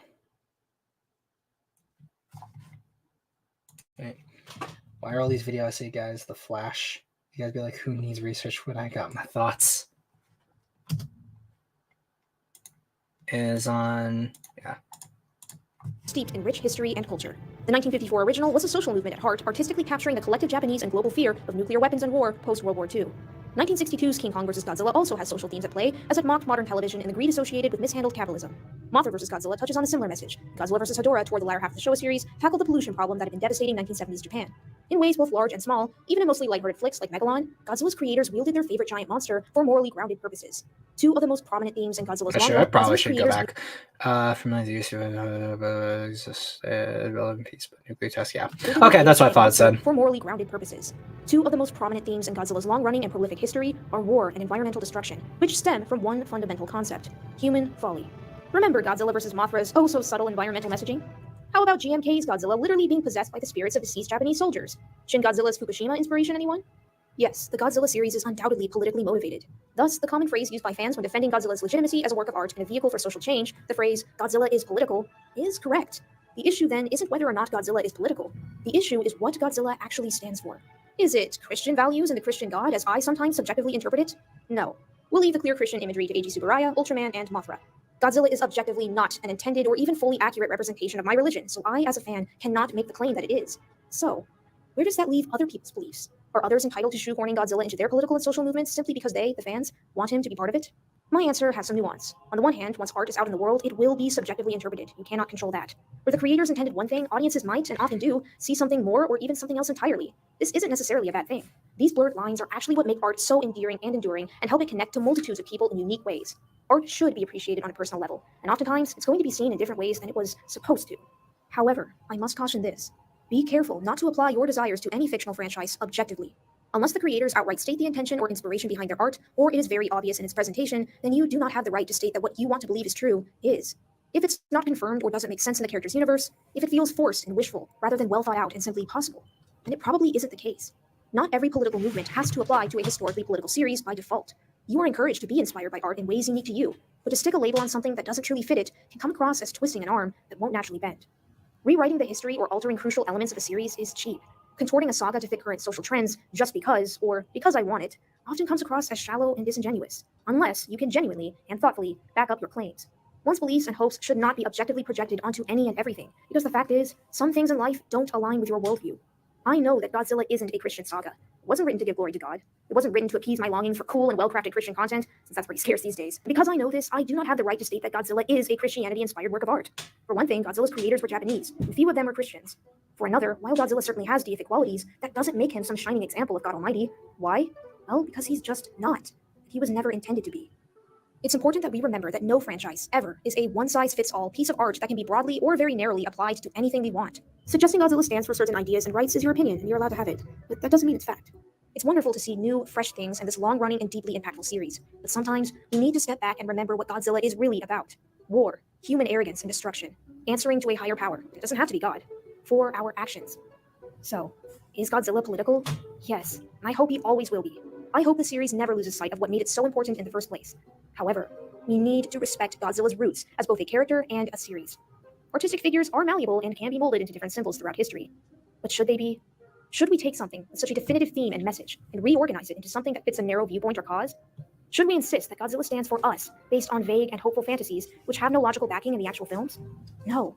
Keep fictional franchises' deeply personal meanings as just that, personal. Or share your point of view with others using evidence from the series to support your analysis, while refraining from stating your opinion as fact. How Godzilla speaks to you probably differs from how he speaks to me. As long as we remember that the words he's speaking through his films are the only words that have an objective intention and truth, not projecting what the creators could have said instead, we will be better off as a fan base. I do remember that this video, because this video is this video is over a year old. I remember there was already a Godzilla politics discussion that was already going on at the time. And yeah, like, there isn't too much I can really say outside of like one small statement where they said the GMK Godzilla is the souls of Japanese World War II soldiers, the victims of the Japanese, and that's why Godzilla is upset. But again, really small nitpick, and essentially all the points are solid in what she's saying, where can you interpret something to mean what you want it to mean? Yes. Is that objective to what the film is actually trying to say or what the intent behind it was? No. And generally nowadays there is a commonplace where people want to infer meaning or what they believe something is onto the media that they consume. In a lot of cases, there are creators who are very in tune with their fans and share a lot of beliefs with their fans. So therefore, there is a easier pipeline to go from the creator's thoughts to the fans' thoughts. And since there is such a big overlap, usually that's the case. But in the case of Godzilla, especially the original Godzilla and the Godzilla films from the 50s and 60s onwards, the ideas and thoughts of those creators versus the thoughts and feelings of people now are going to be very different from those people then. They're going to be different from the creators now, who are still going to be different from us. The only people I would say generally, at least us as American fans, are going to have probably some overlap with are the creators of the MonsterVerse, which again are still going to be different from the thoughts and feelings of the creators behind the Toho films. So at least what the video is cautioning is being very particular about where you examine the media and trying not to impose your own beliefs onto the media that you are consuming. And considering how often, at least in the first 3 videos, that they really had to twist or obscure or completely ignore information in regards to Godzilla or things about Godzilla or reception to certain things about Godzilla, it's very clear that, yeah, there is a problem with people trying to twist Godzilla to their own ends or to their own beliefs, even if it's not explicit.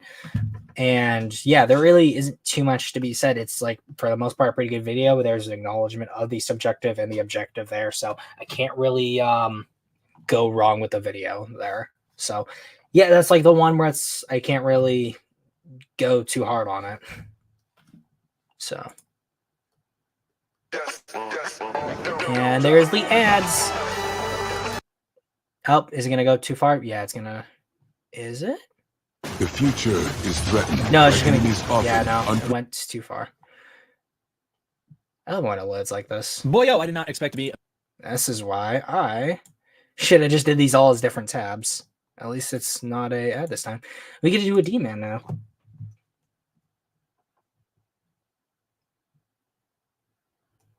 Yeah, that's right. What's it called? If you want Christian content, then just watch Bible Man.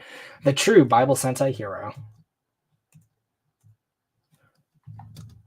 Making this video, I mean, I was like thinking about today, I was like, it's gonna be a relaxing day. I'll be able to like maybe film a quick, probably 5 to 10 minute news and update video. It's gonna be about little stuff. It's gonna be nice and relaxing. Maybe I'll have time to get some unboxings done. I won't. I'll definitely have to push all that stuff back till later in the week because I'm busy for the rest of the day. But I was like, maybe I'll have some time to get some of this easy stuff done, some of this fun stuff. Nope, I had to read the comment section on yesterday's video, last night's video, and it just, now we're here.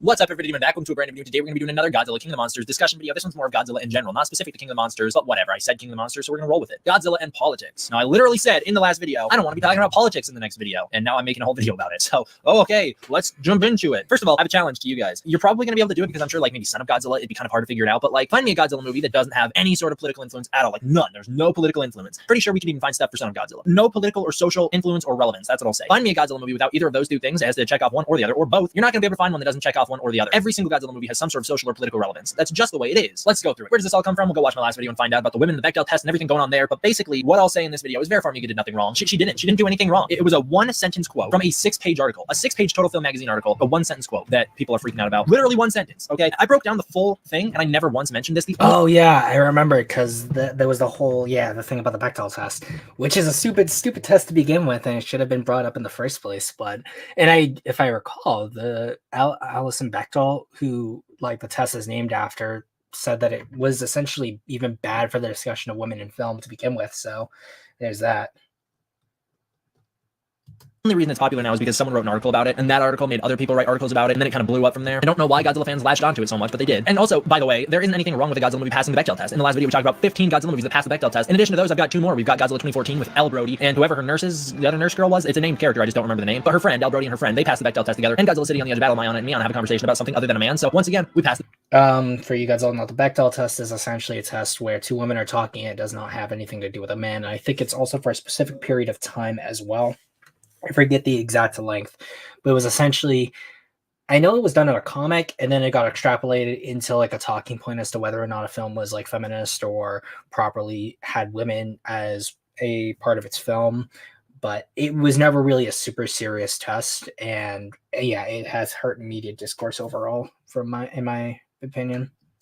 The Bechdel test. The issue that I had with the Bechdel test thing from yesterday, it wasn't the fact that Vera Farmiga said that she thinks Godzilla is going to pass the test, because who the hell cares? The Bechdel test is a stupid test anyways, and most people acknowledge that. My problem was the fact that all these articles ignored 65 November, years of history in order to try and make some sort of political point or like push their agenda on us. It's a bit stupid to ignore the fact that Godzilla movies have always been progressive with women to try and make it seem like this new one is going to be the one that stands out. No, it's not. It's going to be just like the others. King of the Monsters is not going to be some woke fest, all right? Don't freak out about it. I've heard some people be like, they're forcing their agenda on us already. No, they're not. How can you say that? Because one person said a 1-sentence quote? Really? And you're like, oh, too much. You're forcing your agenda on me. Like, relax. It's not that bad. Which gets us into the censorship issue. It seems is, at least from what I can tell, that a lot of Godzilla fans are like, we're going to censor those kinds of opinions. We don't want those in our movies. You can totally put whatever political stuff you want in here, just as long as it's not SJW stuff. That doesn't solve anything. I don't know. There's nothing wrong with King of the Monsters pushing for some sort of feminist ideals, just as long as they're not radical. Of course, anything radical is not good. That's kind of like why they're called radicals, is because they're crazy. But just as long as they're pushing for like reasonable things, like, oh, I don't know, maybe having 2 female characters who can stand on their own as strong female characters, I don't have a problem with that. Now, if they're doing that at the sacrifice of all the male characters, if every single male character is at their expense, that the males are all idiots and the only characters who are smart are females, that's when I have a problem with it. When it is just a movie where people are people and people are strong people, I don't really have a problem with that. So let's talk about the political agenda here. Again, I don't have an issue with politics in films. I just don't. It's always been a part of cinema. Politics have been involved in so many movies before. Some of the greatest movies ever are heavily politically influenced. I don't have an issue with politics in films. I don't have an issue with a movie trying to push a political agenda upon me. What I do have a problem with is when that's done poorly, when it's not executed well, when it's done in a very unclever way, when there's no subtlety to it, when it's done, like I said, where all the male characters are idiots, it's at the expense of the men to make the women look good, or whatever the agenda they're pushing is. Just as long as it's done in a way that's understandable, relatable, and very well executed, I don't have a problem with it. Even if I don't agree with the message, which a lot of times when I watch a movie, I won't agree with the message it's pushing. That's not necessarily the case for Godzilla movies, because those have pretty reasonable messages that they're pushing. But a lot of the time when I watch movies, I will go, don't necessarily agree with that, but I don't have a problem with it because it wasn't done in my face. And I've seen so many people freaking out like, oh, it's gonna become just like Marvel and just like Star Wars. Here's what I'll say to that. I don't hate The Last Jedi because there was too much feminism in the film. I hate The Last Jedi because the feminism in the film was poorly executed and didn't serve the plot of the movie at all. It actually held the plot back. That's my problem with it. And on the opposite side of that end, Wonder Woman. I don't love Wonder Woman because it had feminism in it. I love Wonder Woman because it was well done, well executed, and it felt empowering for both men and women. I don't have a problem with Wonder Woman. And I actually don't love Wonder Woman in the movie. I'm just saying it's a better example. I think Wonder Woman's okay. Anyways, that's not the point of this video. I'm not here to review that movie. A movie like Black Panther. I don't hate Black Panther because it touched themes of racial disparity. I hate Black Panther because when it touched those themes, it felt very forced and it was in a way that didn't really make sense for the characters in the movie themselves. And so it was poorly executed. And as much as people want to argue that, it was poorly executed and it felt like a forced attempt to be politically and socially relevant. On the opposite end of that coin, we have Planet of the Apes, a movie that touches the same themes of racism and oppression in society. But I freaking love that movie because it tackles those themes so.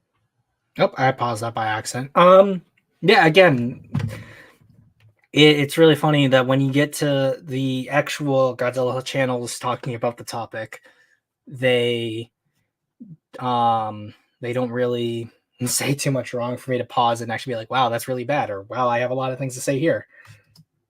Well, it does it right. If a movie does it right, I don't have a problem with it. If a movie does it wrong, then I have a problem with it. Let's get back to censorship here for a minute, now that we have that context as to what I'm talking about here. I don't think we can pick and choose what kind of a political agenda movie pushes on us. I think that's a bit ridiculous. If you don't like the political agenda movies pushing on you, don't watch the movie. It's as simple as that. We can't stop Godzilla movies from having any SJW influence because that's counterproductive. Instead, we should fight to have Godzilla movies have well-developed themes and allegories rather than having poorly developed political and social messages just to try and fit the time period that the movie's being made in. I get it. I get that there's like a big push nowadays for that modern day. Everyone needs to be woke, right? Is that the term everyone's using? I get it. I think it's incredibly stupid too. I'm just like the rest of you. I just don't think we should say they're not allowed to touch it at all. They are not allowed to touch any sort of themes of feminist or whatever else. I don't know, whatever else they're going to touch that's going to upset people. I don't think we can say they're not allowed to touch that at all, because at that point we're right back to where we started in the 1950s that resulted in all of this in the first place. Like, we are right back to being that American censorship board, right? And we don't want to be that. That's why we don't do that anymore. That's why we don't censor the way movies are made anymore, is because it's counterproductive. And we'll get back to what I'm talking about here in a minute when we talk about why Godzilla is Godzilla. But I just think it's a bit ridiculous to try and say we can't do that. We can't have them do social messages. FF29 team, they didn't appreciate looking at the women. Pulling a Major Lee right in here. In Godzilla movies. And to go along with that, I would say a movie like Godzilla vs. Hedorah. I don't spare Godzilla vs. Hedorah from criticism because I agree with the message of the movie. And I agree with the message of the movie that people should stop polluting, that we should work together as a humanity to try and better our environment and everything like that. I agree with the message of the movie. But I still trash on that movie all the time. Yeah, trash is kind of an intentional word I chose. I still trash on that movie all the time because the way it handled those things was incredibly poorly executed. It did such a bad job beating you over the head with it. It was so obvious what they were trying to get across. Like, a kindergartner can figure it out. And I know it's a movie made for kids, but I don't give it a break for that. I think it's just a bad movie. And I'm okay to say that it's a bad movie because I don't have a problem with that. I'm not going to say I agree with the message of the movie, so it's a great movie. No, I agree with the message of the movie, and it was poorly executed and it was a bad movie. Now let's talk about Godzilla and politics in general. All right, Godzilla has always been incredibly heavily influenced by politics. The original Godzilla movie was literally made because Tsuburaya could not make the movie he wanted to make with the heavy American censorship of the time. This is what I was talking about. The original film, it wasn't supposed to be Godzilla, but because we had such strong American censorship in Japan at the time, and I know in 1954 at the time. This is what I was talking about. The original film, it wasn't supposed to be Godzilla, but because we had such strong American censorship in Japan at the time, I know in 1954 technically that censorship wasn't really in full force anymore, but it was. This is like, again, the only thing that I have to pause is not what he's saying, but more just a bit of information, because it was the Indonesian government denying the Japanese filmmakers visas. So that's why In the Shadow of Glory didn't happen, why Tanaka had to make Godzilla instead. But again, it's like, I really don't have anything. There's nothing wrong with really what's been said here. Still there, still present on the minds of people. That's why Godzilla is a giant monster and not the atomic bomb. That's why they did what they did in that movie. That's why they never directly blame America, even though they heavily hint to the fact that America is the one who created Godzilla. The original film is so politically heavy. I mean, it pushes Western ideals onto Japanese audiences with the love triangle between Ogata, Emiko, and Serizawa. It's very heavily suggested in that film that the love between Emiko and Ogata is what should be considered right, and that the forced marriage between Emiko and Serizawa should not be what they're going with, which is why in the end of the film, Emiko doesn't wind up with Serizawa. Serizawa dies. So, I mean, the movie touches things like that. The film pushes strong anti-war and anti-atomic bomb messages, and you see that with things such as Godzilla and the Oxygen Destroyer. Serizawa has a great monologue at the end of the film about it. The movie is just filled with that stuff. King Kong vs. Godzilla is one of the goofier entries in the Godzilla series, but still, it's filled with satire on the modern day culture and our obsession with sensationalism and the corruption of the industry behind popular media, such as TV and commercials and everything like that. Films like Mothra vs. Godzilla and Ghidorah the Three-Headed Monster preach about the importance of setting aside our differences and working together as a species for the betterment of mankind. Godzilla vs. Gigan warns about the dangers of polluting in a much better way than Godzilla vs. Hedorah does, and the severity of our actions as a species. Godzilla 1984 was a direct result of the Cold War getting out of hand and the separation between countries. You watch that movie and it's super politically heavy. Godzilla vs. Biollante warns about bioethics and the dangers of tampering with nature. It also has some pretty damn strong feminist ideals mixed throughout the film, but it's done in a super subtle way to the point where the audience won't even know. Actually, I linked an article down below that I would appreciate if you guys all checked out. I don't have any influence over this article. It's not like something that I'm sponsored to say. I'm not related to it at all. I just happened to read it for school, and I thought it was super interesting. I linked the article down below. It's about the feminist influences in Godzilla vs. Biollante, along with bioethics influences in Godzilla vs. Biollante. It actually focuses on bioethics more than it focuses on feminism, but it touches both aspects, and I think it's pretty damn interesting. So I left it down there so that you can check it out. But do be warned, once you read it, you'll never really be able to watch that film the same again. I mean, I'm not able to watch that film the same again because I'm like, holy cow, that's what that stuff meant. Ugh, it's kind of messed up. But anyways, I linked it down below, so go check it out if you want. GMK asks people to remember the past so that we don't make the same mistakes that we did back then, and we don't wind up killing ourselves. The Godzilla Millennium era as a whole had a lot of feminist ideals forced upon the audience, but it was done in a super subtle way to the point where most people don't even notice. Shin Godzilla's entire plot revolved around pointing out the flaws in the Japanese government system, the dangers of a bureaucratic government. It's so heavily influenced by politics that I actually have made multiple videos on the channel discussing the politics in Shin Godzilla because that's the point of the movie. That's what it wants you to do. The film exists specifically to get people talking, and so that's what we did on the channel. And now people are like, Godzilla movies have never had political influences. They're just big dumb monster movies. The hell are you talking about? You've never seen a Godzilla movie before. Godzilla City on the Edge of Battle warns about the dangers of technological advancement, and Godzilla the Planet, either the most recent Godzilla movie to come out, warns about the dangers of religious influence. So what I have to say to Godzilla fans, or Yeah, I mean, another thing is that every time they bring up Planet Eater, you talk about religious influence when they literally just have a death cult as the main antagonist. That would be an example of political or at least social commentary not done the best. not really Godzilla fans, what I have to say to people who act like the Godzilla franchise is just a bunch of mindless action movies with no message behind them, and the only reason that people watch the movies, the only thing that people get excited for is the monster fights, I'd say that you're not a deep Godzilla fan, or not deep enough to get it. You're a surface level fan, and that's not a bad thing. I'm not saying that you being a surface level fan is a bad thing. I'm not saying that it makes you any less of a fan than people like me. I'm just saying that that's not the point of these films. You clearly didn't get it. And I mean, I give you a pass, at least a lot of you, because I know most of you are young. When I was young, I didn't care about that stuff either. In fact, most people my age, most Godzilla fans my age, even the ones that are as big of Godzilla fans as I am, most of them don't even care about the political and social relevance of these movies. They just care about the plot and the characters and monster stuff. You see it with a lot of older fans. A lot of the older fans are the ones who have the same viewpoint that I do, which is like, no, these movies are much deeper than people give them credit for, and we should give them credit for that. I don't blame people for not being into all this stuff, especially the young children. I really don't think that we should blame them. What I will say is don't go around pretending that Godzilla movies have never had any political influence over them, because they always have. That's literally the point of the character. And there's nothing wrong with the Godzilla movie having political influence, even if that political influence is certain SJW values mixed in. And I say certain SJW values because let's be honest, we don't need any of that crazy stuff. All right, let's just keep it realistic here. Just as long as it's well executed, I don't have a problem with it. So it's time to wake up, grow up, and accept that the Godzilla franchise is much bigger and more important than a few monsters beating each other up. If you want mindless action films, the Transformers franchise has you covered. Thank you all for watching. I hope you enjoyed. I actually don't know how many people will enjoy this video. I mean, let's go. You probably said the Transformers films have their own themes as well, but I am not versed in Transformers enough to actually make that commentary, and I know there's a whole bunch of flame wars I've seen in regards to that series. Before we start, you have medical insurance? What? Your coverage? I keep seeing this video or those clips from that fight, so I may have to watch that movie sometime in the future. Hey, monkey! Yep.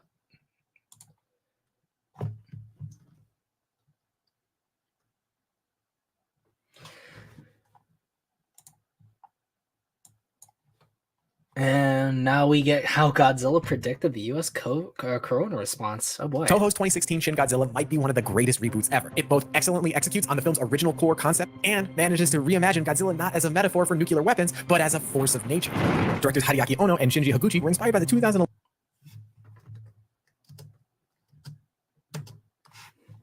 as a metaphor for nuclear weapons, but as a force of nature. Directors Hideaki Ono and Shinji Higuchi, that's not Hideaki Anno. Why do they... I never get why so many of these channels will get pictures and they are never of the actual people they're speaking of. It's sort of like the same thing as there's that one picture that everyone who's not a Godzilla fan, when they do their Godzilla video shows, it's the one with King Kong, and it's the King Kong versus Godzilla black and white shot where they do the it's Super Ryo right next to the let me see if I can find it, because it happens every single time. Let me see. I'm gonna have to do it this way. AG Suburaya. And let me do King Goji. Oh, forgot the King Goji. Yeah, it's this one right here. It's literally the first picture that comes up for this, and I've seen so many channels say that this is Ishiro Honda when it's AG Suburaya every single time. But that's neither here nor there.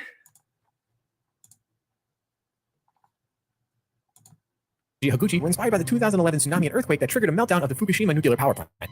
In their film, they use Godzilla to criticize the sluggish response of self-interested government officials who were more afraid of sounding hyperbolic and preserving their careers than they were of the giant creature wreaking havoc on Tokyo. After watching Shin Godzilla through the lens of an ongoing pandemic, it's become impossible for me to avoid the parallels between the fictional Japanese government's fumbled response to the titular kaiju and the previous US administration's response to the coronavirus epidemic. And that's why we're talking about how Shin Godzilla predicted America's coronavirus response.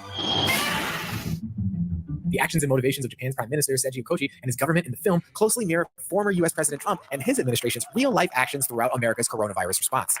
In both crises, politicians and government officials hid behind the bureaucracy of the government to avoid making decisions that could actually help people. And instead of being motivated by the mitigation of damage and loss of life, they were preoccupied with preserving their reputations and political futures. It's going to disappear. One day, it's like a miracle. It will disappear. And if you're wondering if both of these tales start in the same place, of course they do, with the government's refusal to quickly accept the reality of the situation. Shin Godzilla starts with an explosion in Tokyo Bay, which breaches the heavily trafficked Aqua Line tunnel. As multiple government agencies assemble to address the situation, the Japanese Prime Minister assembles his team to try and figure out what's going on. There's just one problem. It takes 5 grueling meetings before officials begrudgingly accept there's a giant creature heading toward the city. 何者かが海底にいる可能性があります。何者って？なんだ？巨大な生物と推測します。ネットにはそれを裏付ける動画も存在します。バカバカしい。時間を無駄にした。御用学生じゃ何もわからん。すぐに話のわかるやつを呼んでくれ。この動き、基本は蛇行ですが補助として歩行も混じっていますね。エラらしき形状から水生生物と仮定しても廃魚のような足の存在が推測できます。もし足があるなら上陸の可能性はありますか？はい、可能性は捨てきません。本当か？ Thanks to the efforts of one official, Yaguchi, who kept pointing to internet videos and bringing up the creature, the Japanese government couldn't avoid the truth anymore. So, let's go back. The creature head out what's going on. The line tunnel. We accept the reality. Miracle, it will disappear. Damage and loss of life. Bureaucracy of the government to avoid America's coronavirus response. In both crises, politicians and government officials hid behind the bureaucracy of the government to avoid making decisions that could actually help people. And instead of being motivated by the mitigation of damage and loss of life, they were preoccupied with preserving their reputations and political futures. It's going to disappear. That really wasn't the Prime Minister's goal in Shin Godzilla. It's more because of the fact that he's been in that position for so long and he's been having to make these decisions. And when faced with something that isn't by the book, he doesn't know how to respond. And he's referring to his officials, but because of how the bureaucracy is set up, nothing can get done. So it's less has to do with him trying to save face and more him just trying to mitigate a situation he has no context for.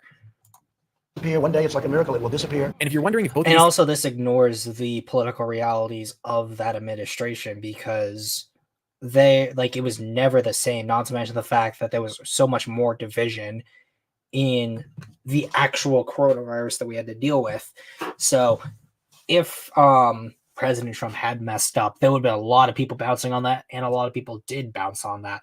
And unlike in Shin Godzilla, and I'm not as informed on the power plant disasters and the political fallout specifically at these high levels that they show in Shin Godzilla, but you don't really see a lot of political factions fighting against each other so that once the crisis is over, they'll be able to sweep in and make everything look good, because Higuchi's entire point isn't really for him to assume power. It's primarily for him because he is a good person who wants to help his country. So the film doesn't really tackle the more seedy aspects of the political back and forth that goes on. And maybe it's just not as common in Japan, but it's clearly very common in the US that you can see clearly. So it's not a one-to-one at all. Tales start in the same place? Of course they do. With the government's refusal. 蛇行ですが補助として歩行も混じっていますね。エラらしき形状から水生生物と仮定しても廃魚のような足の存在が推測できます。もし足があるなら上陸の可能性はありますか？はい、可能性は捨てきません。本当か？ Thanks to the efforts of it's not even what's it called? もし足があるなら上陸の可能性はありますか？はい、可能性は捨てきません。本当か？ It's not even him trying to save face. He really is what to do. And after he's told that the creature can't come on land, he's visibly frustrated because the creature comes on land. He's like, I literally just got proven a liar. So this also isn't true either. Thanks to the efforts of one official, Yaguchi, who kept pointing to internet videos and bringing up the creature, the Japanese government couldn't avoid the truth anymore. Similarly, in early 2020, the Trump administration was also trying to avoid an unpleasant truth trickling in from the Chinese city of Wuhan. Reporting showed that Trump and his administration were warned 10 times about the coronavirus between January 18th and February 25th, 2020, 4 days before the first official death was reported on February 29th. And the White House coronavirus response coordinator, Dr. Deborah Birx, has recently said that someone was giving President Trump information that her task force did not produce. I'm convinced there were parallel data streams because disinformation. I saw the president presenting graphs that I never did. Just like in Shin Godzilla, the Trump administration couldn't agree on a singular set of facts. But with enough time, the truth becomes unavoidable, and government officials have no choice but to address the public to soothe their fears. 続いて案件の被害があります。一刻も早く国民を安心させるために緊急の記者会見を開くべきかと。総理、会見の際は不確実な憶測ではなく確実な情報だけを公表すべきだと。Instead of taking that advice, the Japanese PM chose to use the press conference not to inform people of potential dangers, but to give people a false sense of security. Well, because he was informed by the experts at the time that it probably wouldn't come onto land and that it would be a fringe theory because quite literally they're it is so large, it's going to fall under its own weight. So you can't really blame him in universe for thinking a creature that defies the laws of physics for defying the laws of physics. You understand, Vinci, that we'll make Godzilla great again. You know, we'll build a wonderful wall. We'll have Mecha Godzilla. We'll have all the mecha there. I wish Pyro was here, because then at least he'll be able to do all the voices. Unlike myself, who is not as good at making these voices.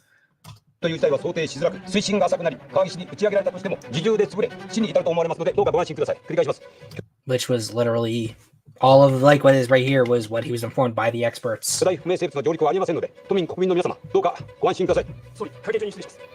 While the Prime Minister wasn't even able to get off the stage before being contradicted by the situation's quickly changing facts, that wasn't the case for President Trump. His press conferences following the first coronavirus death in the US attempted to similarly soothe public fears about a deadly menace reaching its shores. Additional cases in the United States are likely, but healthy individuals should be able to fully recover. So healthy people, if you're healthy, you will probably go through a process and you'll be fine. Both the fictional and real-life officials downplayed the crisis on TV. And it's not hard to come to the assumption that they made that calculation and prioritized protecting their image over protecting the people. But the behind-the-scenes failure to act will only make both situations much worse. Time is of the essence in Shin Godzilla, and something needs to be done to curb this marauding monster. Not only is the creature getting bigger, but Tokyo's buildings just aren't equipped to handle the weight of this developing kaiju. Every minute something isn't done, millions in damages are being accrued, and more importantly, lives are lost. Officials thought about evacuating all of Tokyo, but restricted it to the area surrounding Godzilla because authorities believed. Meanwhile, it became clear that the military would be necessary to both aid in the evacuation and combat the monster. The problem? A military response was legally dubious since the law only allowed for troops to use force in self-defense against an aggressor country or equivalent. I guess they didn't have the foresight to put a hostile sea monster in their constitution. 初の防衛出動の命令とは防衛出動となると逃げ遅れた住民を戦闘地帯に巻き込む覚悟が必要になります。いやいや、それは総理、ここは苦しいところですが、被害の拡大を防ぐためにも承認のご決断をいただかないと。Mobilizing the military would undoubtedly save lives, but the Prime Minister's delay to mobilize the troops out of a fear of collateral damage highlights how his fears surrounding the public perception of his actions trump his fears of the baby Godzilla crashing the city. Instead of bold measures, they evacuate his fears surrounding the military would undoubtedly save lives, but the Prime Minister's delay to mobilize the troops out of a fear of collateral damage highlights how his fears surrounding the public perception of his actions trump his fears. Well, it's not just his fear of his perception. It's also because of the fact that he's literally warned that there could be collateral damage. Yeah, to prevent further calamity, your authorization is needed. There's likelihood of collateral damage. Not to mention they're not sure of how to evacuate the city. So it's not just him being like, oh, I want to save face, so I don't know what to do. There's a lot of things that he needs to consider, which is far from easy. Fears of the baby Godzilla crashing the city. Instead of bold measures, they evacuate in pieces. And as the problem escalates, the officials realize the magnitude of their error when Godzilla learns how to stand on its own 2 feet. In similar fashion, the Trump administration was hesitant to issue mandates, share new scientific breakthroughs, and discuss policy, especially during the early days of the pandemic when new information was still developing. In the pandemic's early days, when PPE supplies were low and medical-grade masks needed to be reserved for healthcare workers, the US government did everything they could to discourage panic buying of N95 masks. Then, as the scientific community discovered the benefits of masks in public, the CDC's recommendation changed. But Trump was hesitant to advocate for mask wearing and refused to wear one on camera for months. So with the masks, it's going to be really a voluntary thing. I think wearing a face mask as I greet presidents, prime ministers, dictators, kings, queens, I don't know, somehow I don't see it for myself. But it wasn't just the evolution of scientific recommendations that weighed heavy on Trump during the election year. It was also the fact that wearing a mask wasn't adopted by a lot of Americans, especially among his supporters. I mean, if he's not wearing a mask, I'm not going to wear a mask. If he's not worried, I'm not worried. The president. Yes, sir. I don't wear a mask for the same reason I don't wear underwear. Things gotta breathe. You literally cannot mandate somebody to wear a mask knowing that that mask is killing people. It literally is killing people. Publicly, it seems neither leader wanted to make potentially unpopular decisions for the greater good. In Shin Godzilla, if PM Okochi mobilized the army faster, many more lives could have been saved. In America's case, all the science proved that wearing masks and social distancing were crucial to help flattening the curve. However, each leader's preoccupation with their long-term electability would have major repercussions as each crisis continued to get worse due to inaction. The tricky thing about inaction is that it doesn't usually solve the problem. The Prime Minister in Shin Godzilla had the perfect opportunity to stop the still developing Godzilla, but hesitated and ultimately called off the attack because he was afraid of how the collateral damage would play on the evening news. No, it's not because on the evening news, it literally says civilians present. This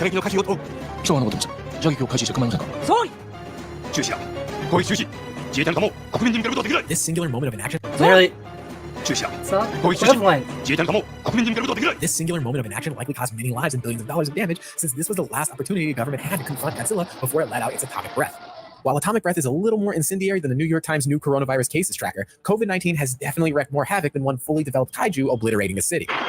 But just like the officials in Godzilla, the US dragged its heels to tackle the problem. Of course, attack helicopters were never on the table for COVID relief, but there were tools that could have been used to greater effect to stem the spread of the virus. As the number of cases grows, there's a new warning tonight. The U.S. does not have enough coronavirus test kits to meet the current demand. U.S. contact tracing is also a major concern as new cases of the virus outpace the nation's ability to track who infected people may have come into contact with. As infections, hospitalizations, and deaths soar at a terrifying rate. Tonight, Dr. Anthony Fauci is issuing a new warning to states about the dangers of easing restrictions too quickly. To be clear, the Trump administration did take actions to try and curb the coronavirus. In early February, former President Trump restricted travel from China and also suspended travel from Europe in mid-March. He also sent a Navy hospital ship to help New York City's overcrowded hospitals and signed a $2.2 trillion coronavirus relief bill that provided much-needed short-term relief to millions of Americans. But just like fictional PM Makochi's unsuccessful attack on Godzilla, Trump's actions also failed to stave off disaster.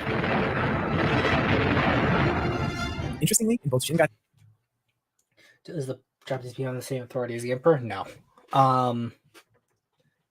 The other thing, too, is that the Emperor didn't have unilateral power, like I think a lot of people assume, but the PM has a lot more restricted authority compared to even the Emperor. But in a lot of ways, he also has more power than the Emperor did. Godzilla and real life, both leaders ultimately fell victim to their own inaction and would not be the leaders who ultimately see their crises to their conclusion. Japanese PM Makochi was unfortunately killed in a Godzilla attack in Tokyo, and President Trump himself, who came down with COVID-19 in 2020, ultimately lost his re-election campaign. Instead, it would take new leaders who marshaled the scientific community and strategic resources of their countries to overcome the threat. Godzilla was eventually conquered in Japan. The future is threatened.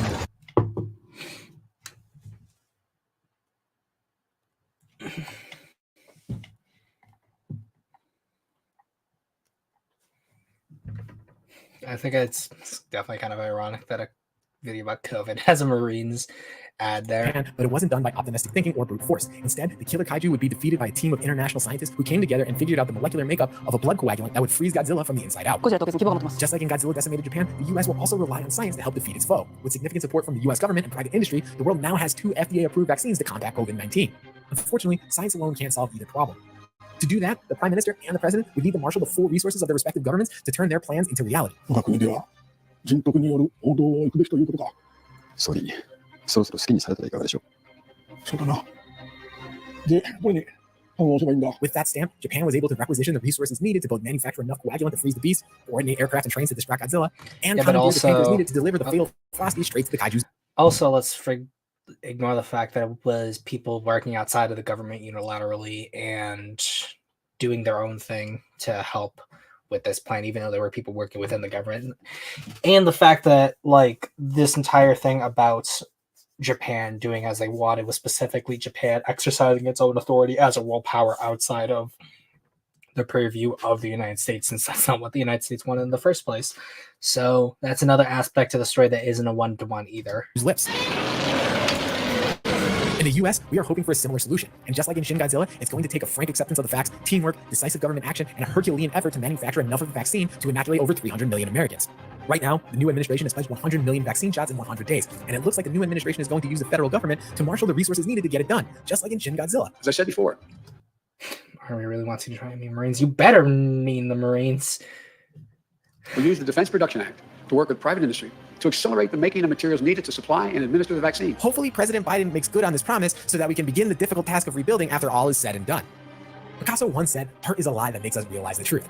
While Shin Godzilla was based on the inadequate government response to a Japanese natural disaster, where the antagonist wasn't a skyscraper-sized fire-breathing creature, but the slow-moving governmental bureaucracy tasked with defeating it. It turns out, stories about self-serving politicians too timid to act during a disaster out of concern for their reputations and political futures is a universal theme that knows no borders and applies to any crisis. That's not literally equivalent because the PM was not self-serving at all. So the entire basis point that you're making of it being comparable and therefore predicting the response is not the same. 次のリーダーがすぐに決まるのがこの国の長所だということがよく分かった。次は君か。まさか。俺は10年後考えている。その時にまだ日本が残っていたら総裁選に立候補してくれ。応援するよ。見返りは幹事長のポストでいい。So that was also dreadfully awful. And now we get to Omni-Man's video. Think, Zim. I don't just talk about other people's stuff. I also make my own, books in particular. To date, I have 4 books you can check out on Amazon. Operation Red Dragon: The Daikaiju Wars Part 1. I still need to do a review on this book. I have it on my main shelf. I just haven't gotten around to doing the review for it, unfortunately, and I apologize. 1, Occult Mafia, Emerald of Maddox City, and the short story collection Assorted Absurdities, Tales of Kaiju Punk, and Other Genres. Hop on down to the description for Amazon links to all 4 books. Enjoy whichever ones you read, and enjoy the video. Hello, ladies and gentlemen. I'm the Omni Viewer, and there's a chance I might regret doing this video, but I think I know how to approach it in such a way that I should be able to get the point I'm trying to make across without getting feathers ruffled, basically. We'll see, though. What inspired this video? It doesn't really matter because this topic seems to come in waves anyway. The question we are going to address today is exactly how political the Godzilla series as a whole actually is. Because that seems to be a topic that keeps coming up regularly. There are people who say that they don't want politics inserted into the Godzilla series, usually referring to a very particular kind of politics that's not very popular among the common man, which always gets a response of, why would you say that? Godzilla has always been political and always will be. Of course, that's kind of branching off from the mindset that all media is always political without exceptions, an absolutism that has been disproven time and time again. But I'm not going to deny that there are political elements in the Godzilla series. The question is, exactly how political is it when you really look at it?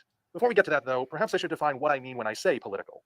You see, I am of the opinion that political elements can appear in a story without necessarily providing political commentary. Sometimes the story just requires something like the presence of a political figure or something to be present. Or sometimes the theme can work its way in, and it wasn't necessarily what was intended by the storyteller, but when somebody else experiences that story and puts all the pieces together, they wind up finding it anyway, which means it's all just coincidental. The way I define a political story, at least, and I hope you guys all agree with me because this is the one I'm going to use going forward, is that it has to be specifically designed to convey a message that is specifically political. I think I appreciate OmniViewer more than all outside of the other two, like specifically Godzilla channels, is because he actually defines what he means by political, unlike the others where you have to essentially vague post about what they mean, and therefore what you're really doing instead of even vague posting what you think they mean, you're implying what you think and hoping that you align with what they're saying, which more than likely you aren't. Whether it is a topic directly concerning a form of government, or if it's about a topic that has been co-opted to become political, which happens far too often if you ask me, because there's some things that just shouldn't be political, but that's a whole other point. That's the way I define it. If your story is designed to specifically convey a message, and that message has something to do with politics, whatever that political message might be, that is what we mean by a political story. And of course, there's more than one way to go about that sort of thing. There's the way in which you present all these different elements, examine a particular topic as thoroughly as you can, oftentimes requiring you to look at both sides, or if there's more than two sides, all sides of a particular case, and then either drawing a conclusion or perhaps leaving it up to the audience to decide what conclusion is the best one. And then there's the one where you just declare that everyone you don't like is Hitler, and you throw a tantrum when somebody expresses an opinion that doesn't line up exactly with your own. I prefer the former example myself, but that's just me. So if we all agree on that, we're going to move forward. If you don't agree on that, I'm going to move forward anyway, because that's what I'm here to do. Okay, so as of this video's posting, there are 38 Godzilla movies, including all the American ones. How many of those 38 movies are specifically political? Well, here's my tally. Obviously, there is the first Godzilla movie. No one can deny that that is a very politically charged film.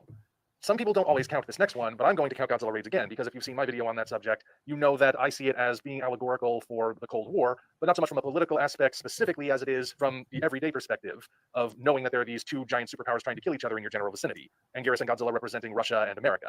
I say it counts. King Kong versus Godzilla, generally considered to be a satirization of capitalism and consumerism, so we can count that. Mothra versus Godzilla, aka Godzilla versus the Thing. The villains are evil capitalist businessmen who exploit Mothra's egg and so on and so forth. That seems pretty politically charged to me. Then we get Godzilla versus Hedorah. Can't deny that one. Obvious environmentalist message, so that one's about as blatant as it can be. Jumping ahead again, we have The Return of Godzilla, aka Godzilla 1985.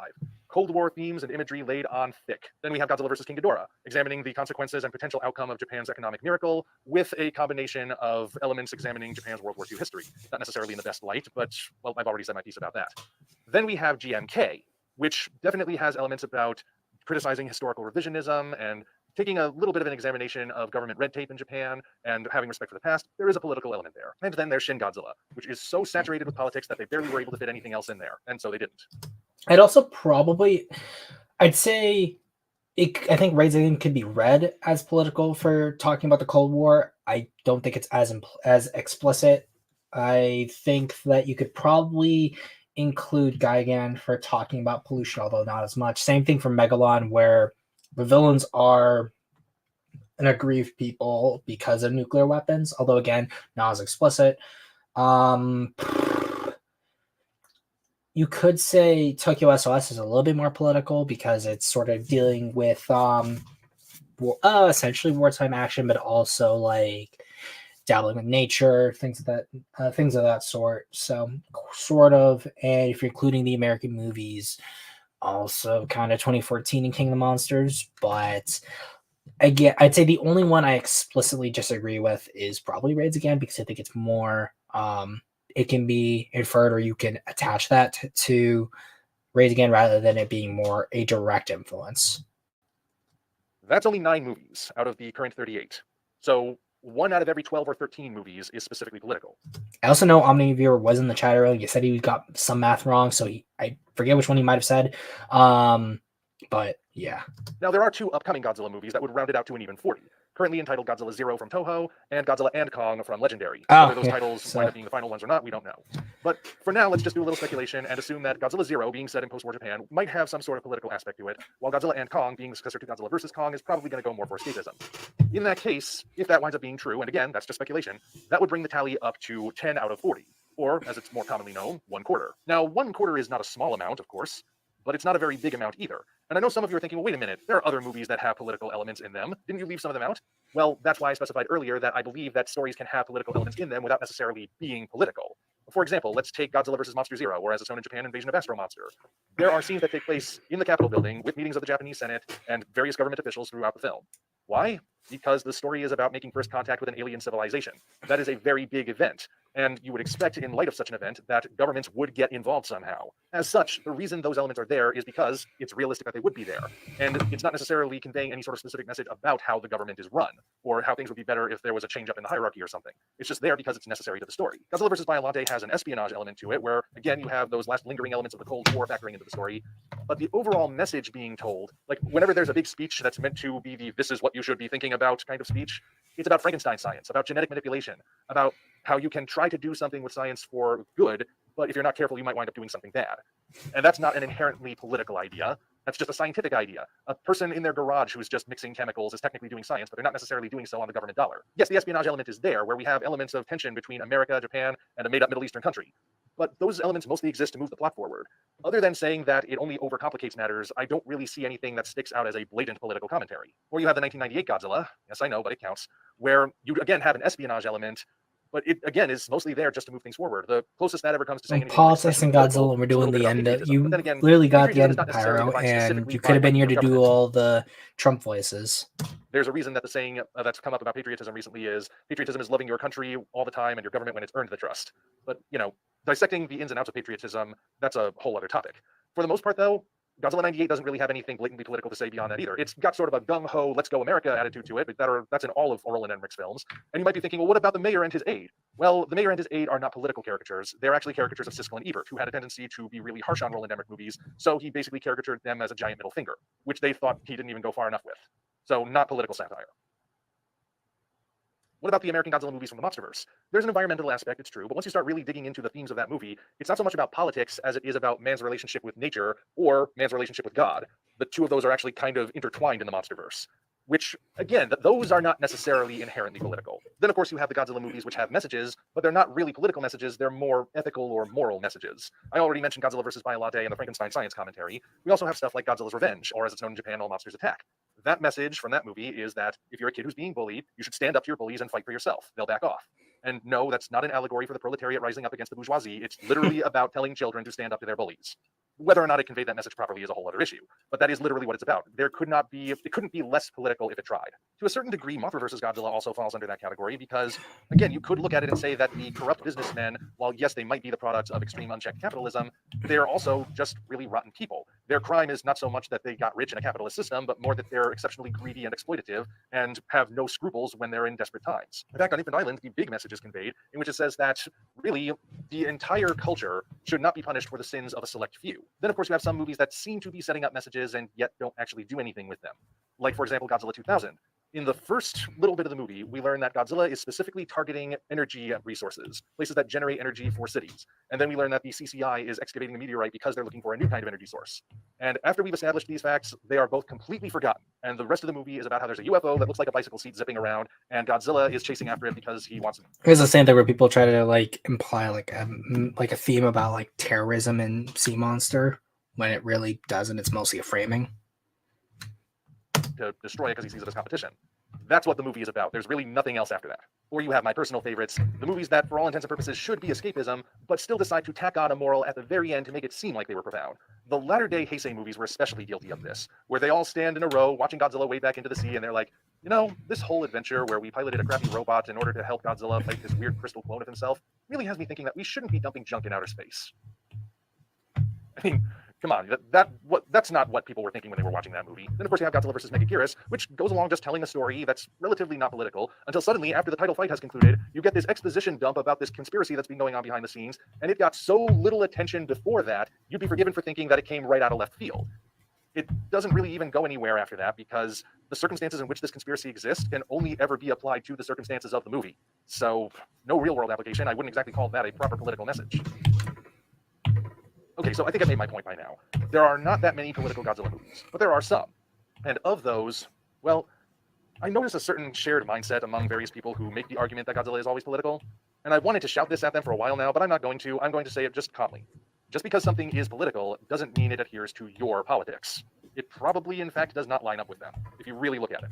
Let's not forget, Japan is a different culture from America. And America is where this particular discussion is most often happening. America and, like, Western Europe.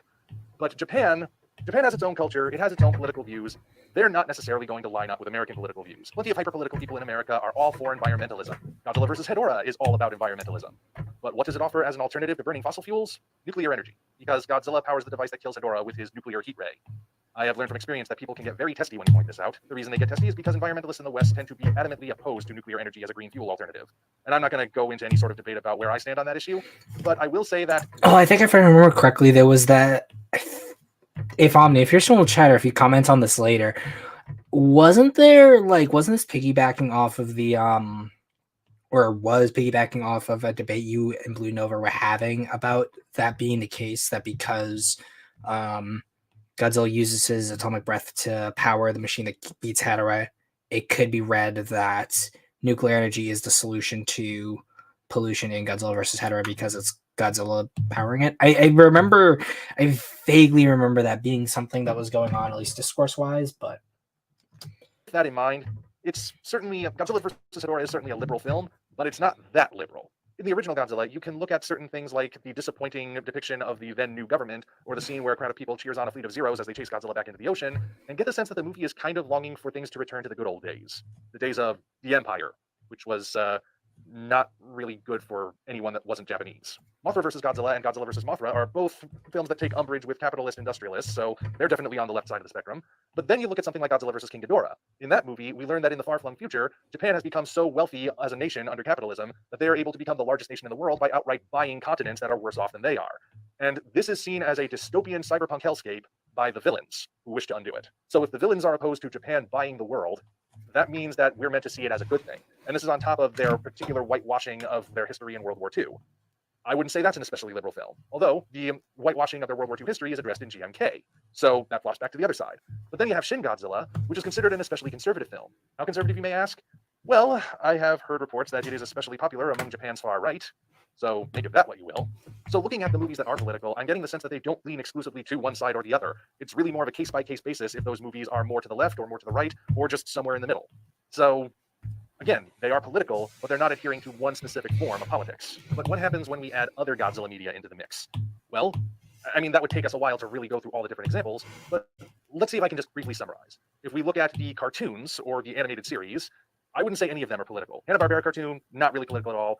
TriStar sequel cartoon, again, little bits of environmentalism, little bits of gung-ho pro-militariness, but mostly just there to be an entertaining monster romp. Godzilla Singular Point, I'm not sure anyone knows what that one is actually about, but I can tell you it's not about politics. Looking at comics, and excluding stuff like the manga that just adapt the movie plots, because those are just rehashing the movies, like I said, we have Dark Horse and Marvel, who didn't really do politics all that much, and of the various IDW Godzilla comics, having gone through them all, the only two I can say are actually actively political in the definition I set up earlier are Kingdom of Monsters and Monsters and Protectors. And even then, Kingdom of Monsters only was political up to a certain point. With anthology stuff like Rivals and Legends, there are some individual issues that contain political elements, but for the most part, they remain largely apolitical. So I would not count them as political in general. And then, of course, you have stuff like Godzilla vs. Mighty Morphin Power Rangers, which do I even need to say that's not about anything other than... So I forgot that series was running on for so stuff long. like Wonderland Records audio drama, which, again, doesn't really have much in the way of politics in it. And as for the collectibles, I mean, if you must assign politics to pieces of plastic that you have to buy in the store, that's 100% capitalism. But otherwise, that's just plastic. It has no political opinion. All right, maybe it's time to hit the brakes here and go back to that initial question. How political is the Godzilla series? I think I have an objective answer for you. And that objective answer is, as a whole, big picture sense, it's largely not interested in politics. If you go by an individual case-by-case basis, there are political entries within. But just because they are political entries does not mean they adhere exclusively to one particular brand of politics. What politics they adhere to depends on who's making them. So having established all of that, I'd like to take a moment to just speak directly to you, the people watching. You guys are Godzilla fans, I assume, or else you wouldn't be watching this video, right? Now, I know that some of you like watching Godzilla movies or reading Godzilla comics and so on because they can provide commentary and make you think about deeper issues. And I know there are some of you who prefer to just watch these movies and read these comics and so on because giant monsters are cool and it's neat to see them smash stuff and fight each other. As far as I'm concerned, either way is okay by me. There is no wrong way to enjoy Godzilla, just like there is no wrong way to eat a Reese's. If you like the commentary, like it for the commentary. If you like it for the I spectacle, guess they're the only wrong way to eat a Reese's is if you can't eat a Reese's like me. like it for the spectacle. If you don't want commentary in your spectacle, cool. If you prefer that they lighten the spectacle and focus more on the commentary, whatever. It doesn't bother me. I know for a fact that many of my subscribers don't always agree with the things I put forward in these videos. But you know what? When we disagree, we usually disagree respectfully. And we know that it's no big deal if we disagree. That's one of the things I love about my subscribers, by the way. I think we've set a pretty good example, if I do say so myself. So, the way I see it, enjoy Godzilla however you want, but forcing people to see it exclusively the way you see it, that's just not good. Nothing good comes of that. We've seen far too many fandoms split because of things like that, and I don't want to see that happen to the Godzilla fandom. This is why I went through and did my assessment. I acknowledge that there are political Godzilla entries. There are also Godzilla entries that are not political, and they comprise the majority. Doesn't mean they don't have anything to say, mind you. But if you prefer watching the political ones, watch them. Let other people enjoy their spectacle. People who enjoy the spectacle, let the ideologues enjoy the political ones. And let's just all remember that the thing which unites us is that we are, at the end of the day, Godzilla fans. And that's all I had to say for this particular one. Well, hopefully I said it in such a way that got the point across without getting people upset. It's always hard to tell because politics can be a really tricky subject. But I guess that's up to you guys to tell me how good a job I did. Until such time as we meet again, this is the OmniViewer signing off. Yeah, not the worst thing in the world. If you enjoyed Like, this video, you might want to consider supporting us on Patreon. literally the biggest video issues were the ones that were not made by direct fans, so. And let me know when you open it up. Yeah, it's opening up now. I'm gonna put it's gonna go into the Discords first, so what Oop. Oh, there's a lot of activity that was going on in the Discord, at least it looked like. Excellent, no rush, by the way. Okay. So, yep, if you guys are in the Discord, you can definitely join up. And yeah, literal and army videos.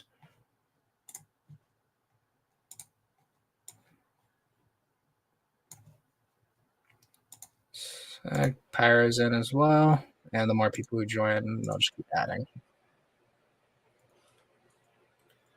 Hello. Shalom, shalom. I only caught the tail end of that dude's video, but I found it funny that like he contradicted himself like almost immediately.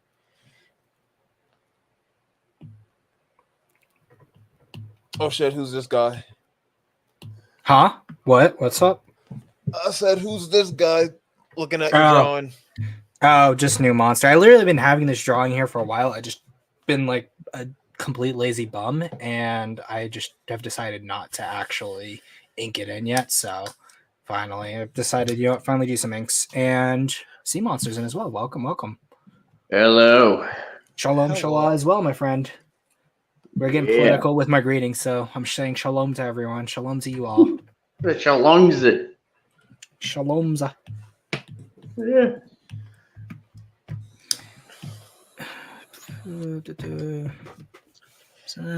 Yeah, it should be fine. Okay.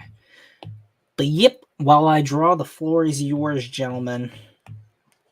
Okay. No, I was just saying, like, I found it funny that dude in the last video you watched contradicted himself right near the end. Like, it's just real I mean, fun. what specifically?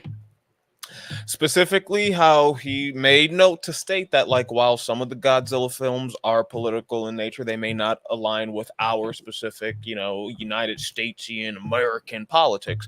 And then, like, quite later, as he's wrapping it up, he says, "I think I found an objective way to categorize this." And it's like, you can't have both.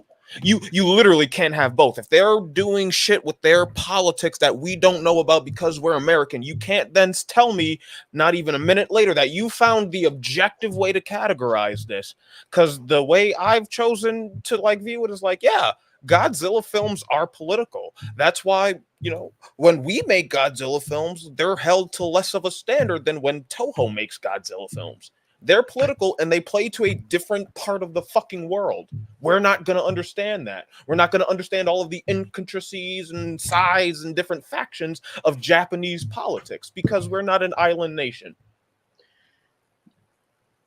Yeah, I just found that contradiction a bit funny at the end. Like, no, it's both sides, but actually I have the objective view and like, let's just be friends and enjoy escapism and the political message. Like, I don't know about that, man. I guess the wording's kind of off. That'd probably be what I'd say in that case there. Yeah, it could be. I mean, like, the wording's off. The wording's off, but if the wording's off, it makes those two messages kind of contradictory. Mm-hmm. I cannot tell you, like, oh, it's okay. Like, they just don't latch on to our type of politics and the sides that you can take. But then I tell you, but I found the objective way, and it's basically the same thing. Like, those kind of things don't go together. Is it objective, or do we just not know? Like, Well, is it more objective? It's objective that we don't know. Like, it's objective in that the sense that. Well, I was just about to say that. Like, it could be that, like, it's objective in the fact that, like, it's not our politic, but like. That's what I think. Like, the point was coming across. Maybe it was worded wrong, because at least what I got from it was like, objectively, we're not always going to be able to understand or relate to the politics being expressed in these films, if there are any. And I won't make a whole judgment on it because I tuned in at like the last 10 minutes of it, so like I can't make a full judgment. I just found that little bit of a contradiction really funny. Okay. Especially like when it's like we're in the fandom, we're talking about how we as fans view Godzilla, and if it's actually political, it's a really funny contradiction to admit that, yes, because it is a foreign-made, Japanese-made medium, we're not going to get all of the intricacies, yet I'm going to be the one to tell you, yes, here is the objective, definitive way to kind of be like, yeah. Mm-hmm. Okay. Also, hi, Vic. Oh, hey. Vic. It's Vic Mignogna. Yeah. So yeah, Pyro, you kind of missed out on some pretty funny shit that happened. Oh, what's it earlier. called? I forgot to say it. Shalom to you, Vic. Hey. I feel like I did miss out on a lot of.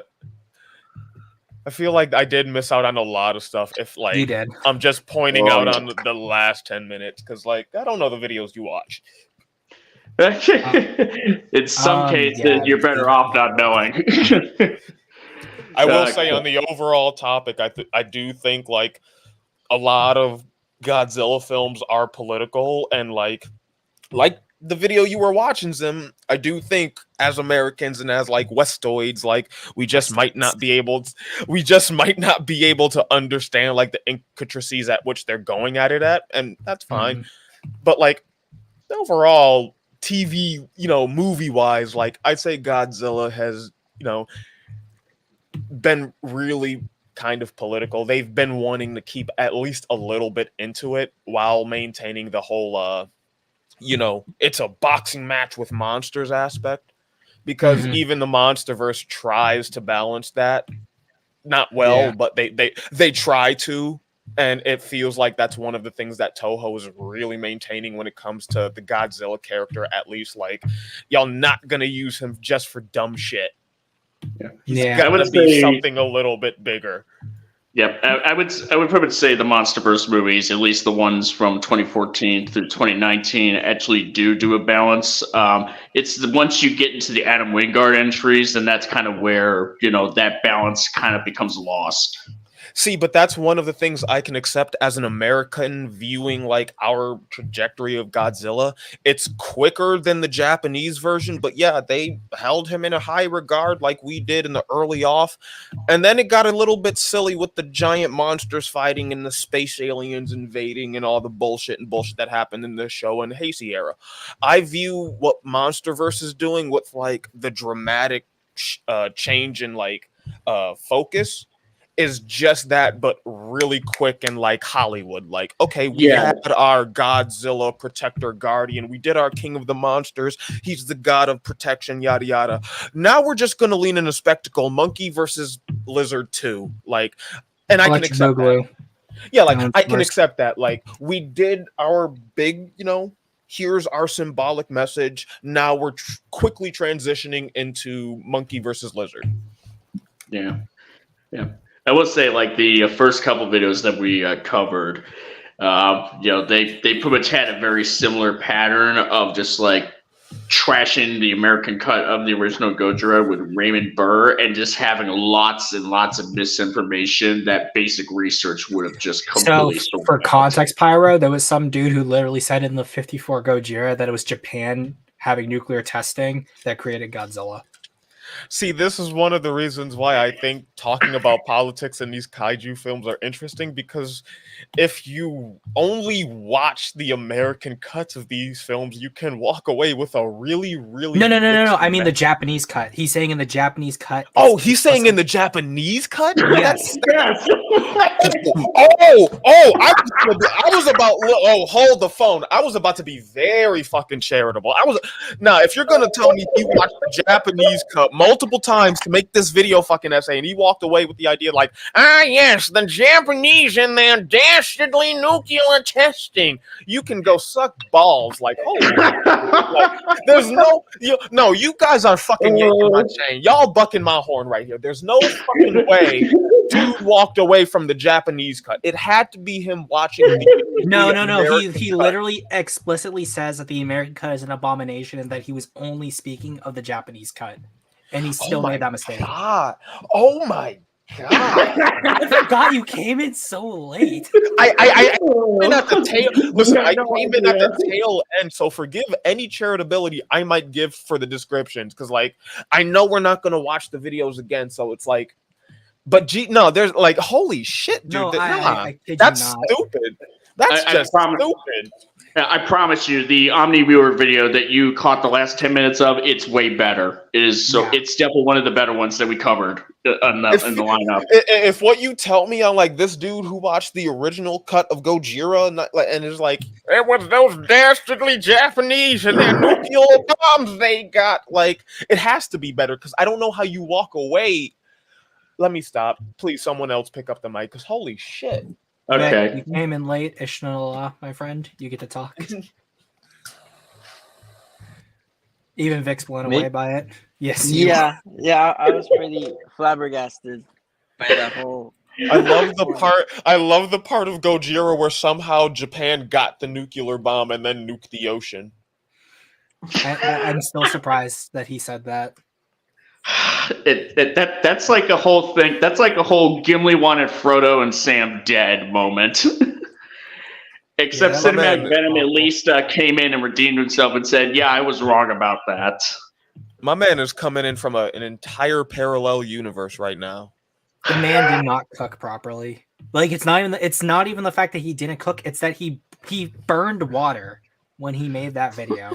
It's the fact that he didn't cook, because if what y'all are telling me is accurate, my man walked into the kitchen and walked out of a fucking like ash pit. Like, I don't know what he did, but there is no longer a kitchen. You cannot cook after that.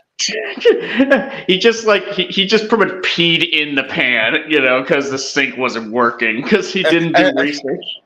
Anyone coming with the perspective of Godzilla is political after that can no longer cook, because there's no longer utensils, there's no longer a stove, there's no longer shit to cook.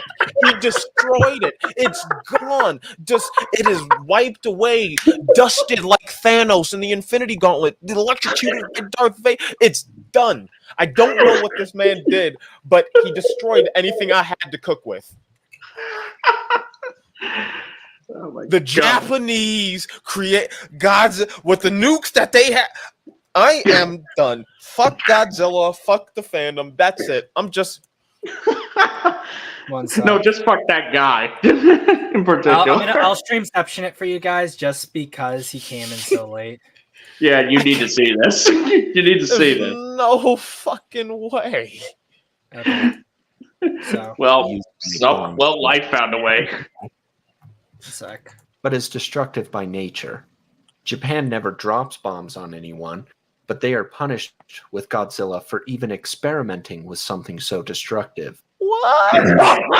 Wait, pause it. How is Japan experimenting with the super fucking weapon the United States dropped on it while currently occupied by that very holy what?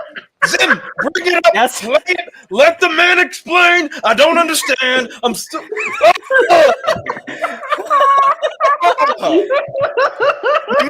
Breaking. I don't understand. What do you mean? Here's the thing. This is exactly my point about Shindo in Godzilla vs. King Ghidorah. It addresses like that the Japanese were not allowed to own nukes, or probably still aren't. The Japanese weren't allowed to have a fucking navy. It's the Japanese Naval Defense Force for a goddamn reason. That's one of the, hold on. That's one of the reasons I say almost every fucking Godzilla movie can be political when it's set in Japan, because they don't have a fucking military. They have a bullshit defense force. A defense force. Almost every Godzilla movie I can think of is like, we're gonna call in the Americans, and their super hyper planes don't work, and so they fuck off immediately, and it's just left to us. And this guy somehow manages to misread 75 years of film history, of literal World War II history.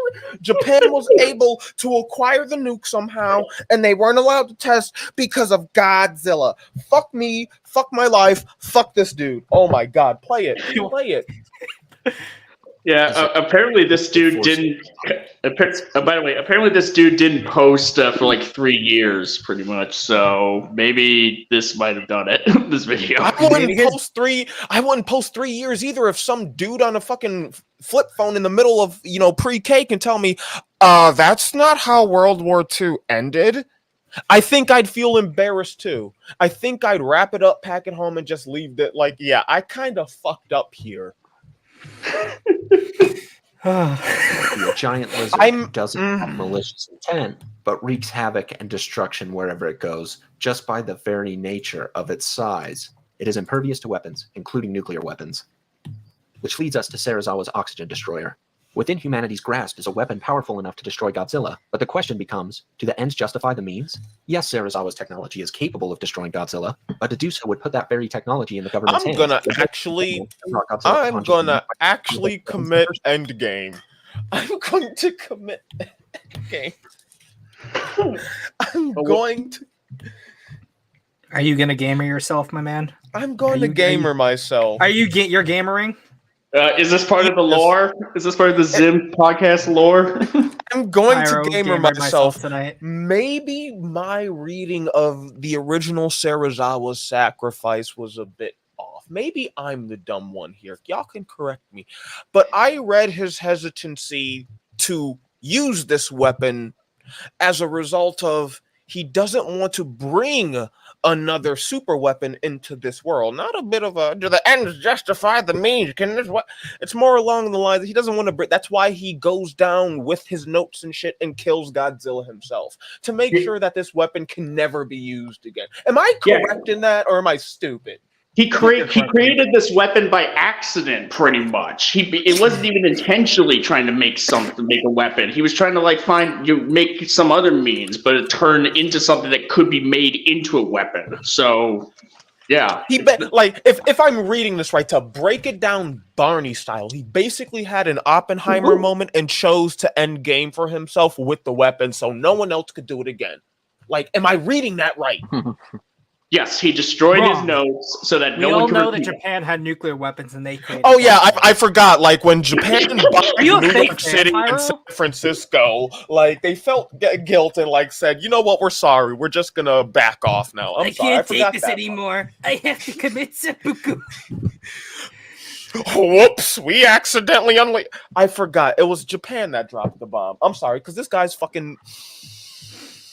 guy has issues that I cannot diagnose on stream because of terms of service. Also, I'm streaming on Twitch too, so that's double terms of service. I cannot diagnose these issues because of terms of service, but the fact that like you walked away with the complete wrong meaning, and like again, it's one of the problems I have with video essayists in general, where it's like you film this shit as if it's your view and your view only, and you don't make any room, you don't do anything. Like, here's my opinion on it, here's my view on it. No, this is just the way it is, because when Japan was testing in the oceans, they were punished with Godzilla for some reason, because they had the nuclear bomb despite being occupied by America. We gave them the bomb, I think, and then like Serizawa created it, but then like he was like, do the ends justify the means? And like, oh god. Hit play, Frank. Hit the lever. Serizawa refuses to use his device at first for this very reason. He doesn't want a technology he created to be used to cause harm. Eventually, though, seeing the amount of destruction that Godzilla is causing, he realizes that he has no choice. He must either use the oxygen destroyer or many people will die. However, he is still firm in his obligation to keep his technology out of the government's hands, so he destroys all his notes and nobly sacrifices himself to ensure that his oxygen destroyer can never be used again. For Serizawa, the end only justifies the means if the means die with the end. So, whoa. Wait. That's some philosophical shit right there, bro. That's some philosophical shit, and somehow he still made it to be bullshit. Like, the political message isn't about, like, if the ends justify the means, and then, like, I take away the means, so it's okay. It's about what ends those are. Like, again, I might be fucking stupid, so correct me again, compared to this, I might be fucking stupid. If I'm wrong, correct me. But the specific political thing is that the idea that this could be used on people. And like, Godzilla's a threat right now, and we need to, do something about that.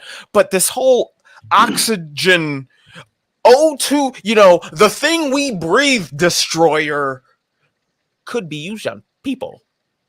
And the whole backdrop of like Gojira, the original 54, and the political shit is like, yeah, we kind of did that once, and it's not fun. I might be stupid. I mean, again, Japan did create Godzilla in the 1954 original, so I think maybe you're just a fake fan. Maybe I am a fake fan. Maybe I'm surprised. I can't believe I brought a fake fan on for all these years. Wow, you grifter. I really did grift. I am not a fake fan. I'm the best fan of Godzilla. I recognize Japan created Godzilla. I just choose not to accept it. Yeah. God. If this is I'll just say, you don't even have to. No, please don't play it. Please don't play it. My brain can only take so much. You don't have to play it. If this was the caliber of video you were watching before, like the one semi-reasonable guy made like a little tiny blunder, holy shit, maybe Godzilla shouldn't be political. Maybe it's wild when I listen to certain people talk about the politics and it's like, wow, you really only have one way of reading things. Because holy shit. Holy shit. Yeah. Just remember, I exposed myself to 7 of these. You exposed yourself to 7 of these, and if I imagine even, let's say, more than half of these were as bad as this, I'll tell you this much, honestly, it was only, what's it called? 1, 2, 3, 4. So more than half. 4 of the 7 were that bad. Yeah, 4 of the 7 were this bad, then like, yeesh. I think like Godzilla fans and the fandom should just stop being allowed to talk about the politics. But that's the thing, is that the only ones that were somewhat reasonable were actual like Godzilla fan channels. All the others were like media channels. Yeah. Yeah, it's basically like you people like Omniviewer and Alyssa Goji Geek, who are clearly fans of the franchise, and D-Man, who are clearly fans of the franchise, who pretty much have like at least like some idea of what they're talking about. Like, you know, and I say it mildly because you know, they pretty much they I would certainly think that they know what they're talking about more so than your average Joe. This is one of those and then you things. got guys like this who basically just like they flipped on a camera and they probably only half paid attention watching the film. This is one of those things where I'm not going to take the fandom's idea of a Godzilla fan into question because we're fucking insane. The Godzilla fandom versus a Godzilla fan in general are two very different things. I think it'd be more akin to say like Godzilla stans. Like D-Man, you know, 1954 is a Godzilla stan. That motherfucker lives, breathes, and drinks Godzilla. If we are some of these people that go through scene by scene, like we have done on this very stream, and we're like, well, actually, the CGI here isn't as good as on Godzilla because we are officially in stan behavior. Like, this guy has a shirt, nothing else.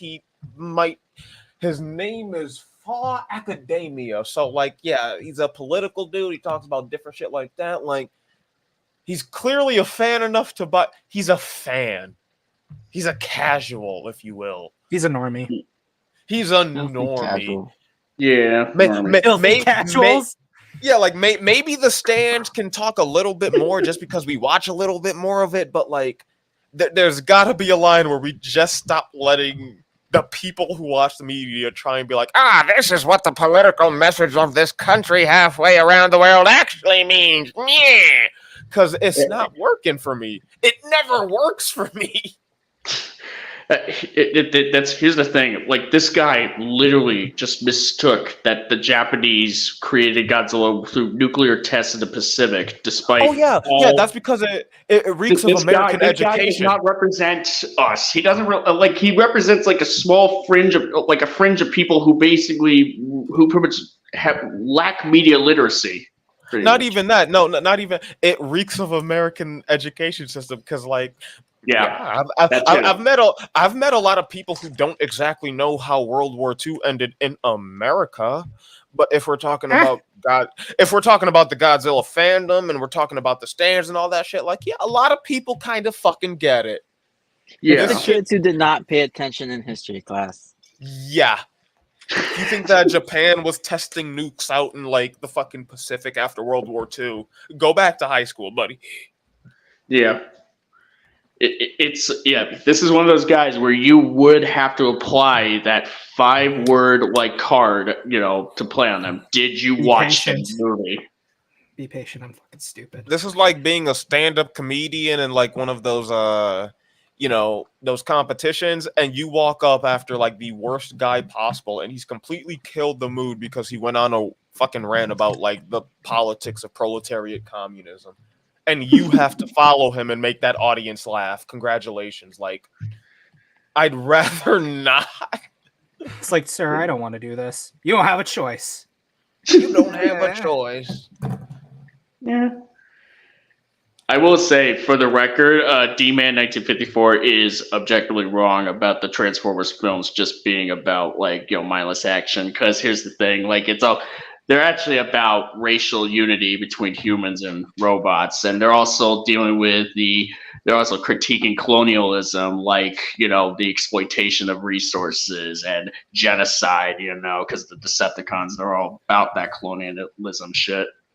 Okay, so like, other than the bad guys being bad guys, how do they tackle the idea of like Transformers themselves? No, here's the thing. I'm just memeing here for a bit. Oh damn! No, I thought you were serious because we just watched something so insanely stupid. I gotta reset like, my bro, brain. I can't cook. You can't make me cook like this again. No, because like I'll be willing to examine like anyone's viewings of politics and this shit, but y'all gotta fucking explain it to me. Y'all gotta explain it to me. Transformers, the Bayformers, yeah, that's fucking mindless bullshit. I'm not gonna lie. I mean, I'm just kind of memeing there. You know, I mean, like, not to say that you can't extrapolate that, but I'm pretty sure that was never the intent. If anyone wants to extrapolate that, I just want an explanation. Yeah, it's true. Because one of the things when it comes to like politics and media that I really just have, like, for a lot of people who just want to claim escapism, does it have to be so fucking blatant in your face for it not to be escapism as well? Like, I feel like media can be both escapism and political. Like, Pacific Rim was like, they built a wall to keep themselves like isolated from the climate change thing that was going on with giant fucking monsters rising out of the ocean and killing everybody. And it didn't work. So they had to find something else to do. I feel like it can be both. Pyro, by the way, I stole your thing. What'd you steal? You don't see it on the screen? Oh, yeah, you stole my size sheet. Congratulations. Yeah. Hold up, zoom out real quick. Yeah. Your kaiju are still puny. Yeah, they are still really small. I'm gonna send something to Art General real quick if I can find it in a timely manner. Yeah, don't worry, we got time still. Because I was gonna make good. this a 30-minute, not 30-minute, a 3-hour stream, so we got like half an hour still. Like Mr. Incredible, like, yeah, I got time. I got time.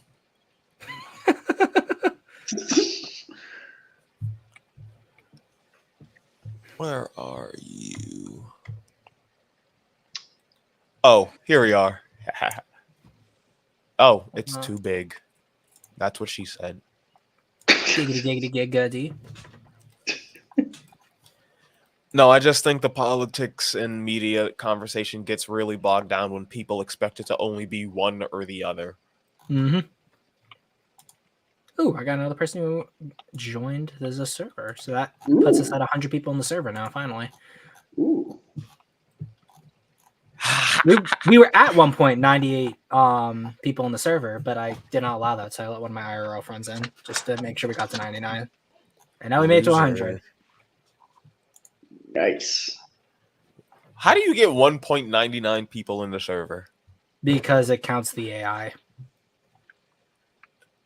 Yeah, okay, that's fair. It's really weird because, like, I keep wondering. I thought at a certain point I was like either losing or gaining followers. I wasn't seeing, but then I realized it is counting the bots. That's why. That's stupid. Yeah.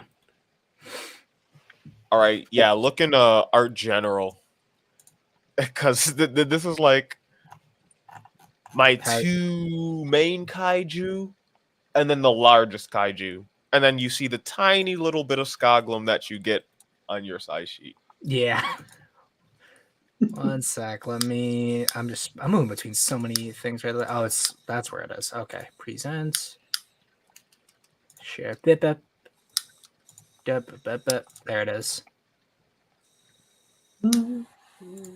Is it showing? One sec. I have to go back to the screen. Yep, there it is. It is showing.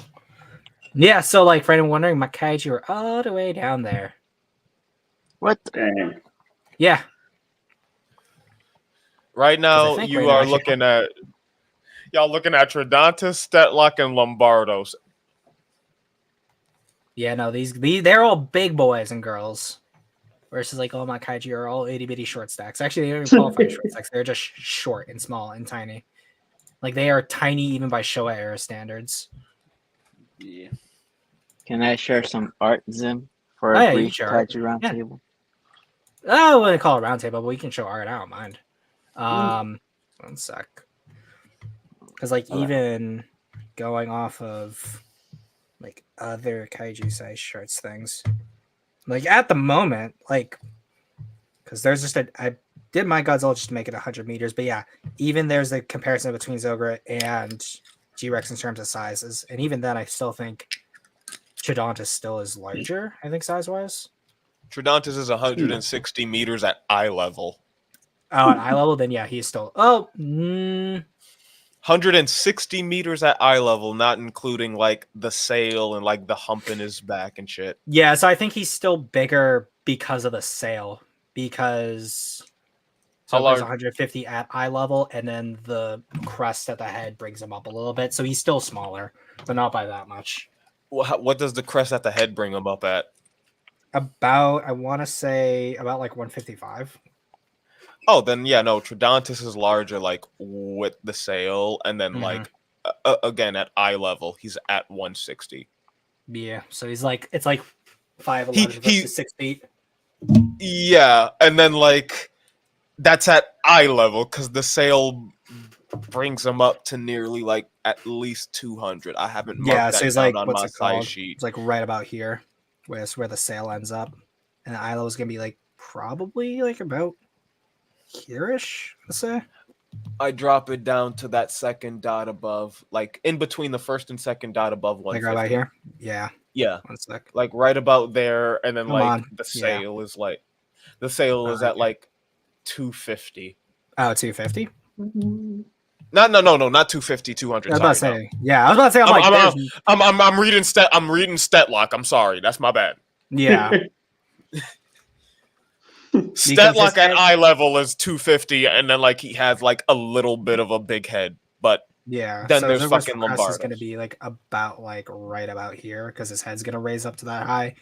But once that happens, also the spines drip down as well. So he only makes it. Oh, y'all, you talking about raised height and shit? I'm just looking at like my man is just standing there. Well, no, hunchback, yeah, that's what all I'm talking this about. shit. Like, what's it called at his eye level? So, because even his stance, even though I have it somewhat neutral, it's still a little hunched.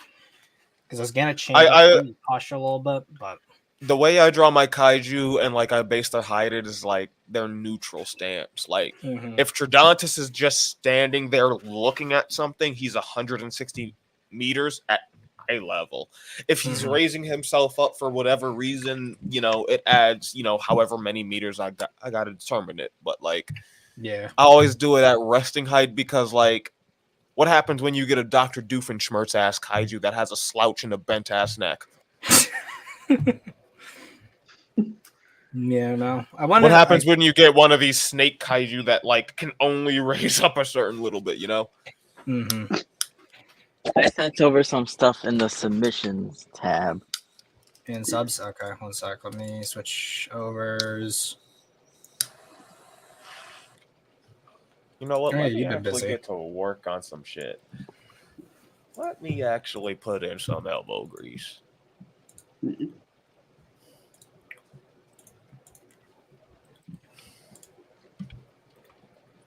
Naranga looking ass. I was gonna say Kemular, but he doesn't look as much like Kemular. Kemular. That's a little size chart I did for some of the ones that I fleshed out a little more. Alright. Big and then most of my kaiju are around the 45 to 50 meter range. Now, is this woman a kaiju in that picture? If anyone wants she's a a size giant. sheet, I gotcha. Go ahead.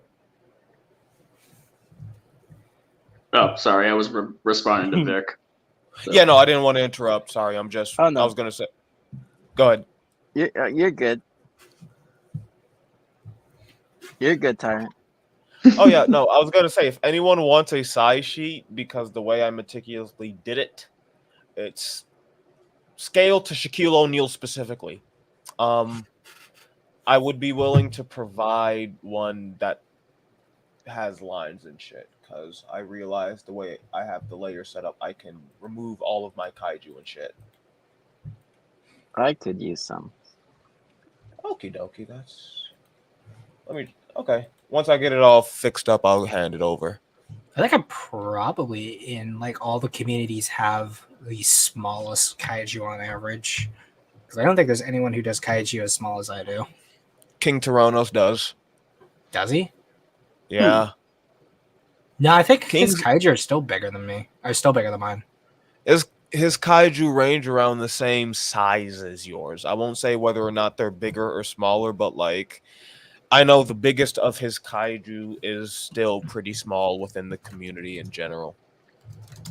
Yeah, I think. Well, and then probably me and him are equals because if I recall, his were still a lot bigger than mine.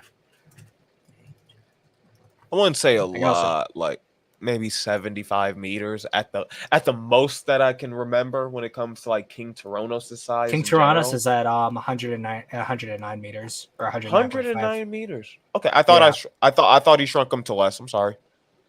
He might have in the interim because I'm pulling it off of like the old script I had, but I don't remember him updating the sizes recently or letting me know. Because like the biggest kaiju, at least the ones in the size chart that I have right now, the biggest one is like 45 meters, and that's still smaller than like Showa Godzilla. I was about to say Heisei Godzilla. Jeez. Hold up, I'm scrolling a little bit. I'm scrolling. I just gotta find the ref sheet for King Tyrannos.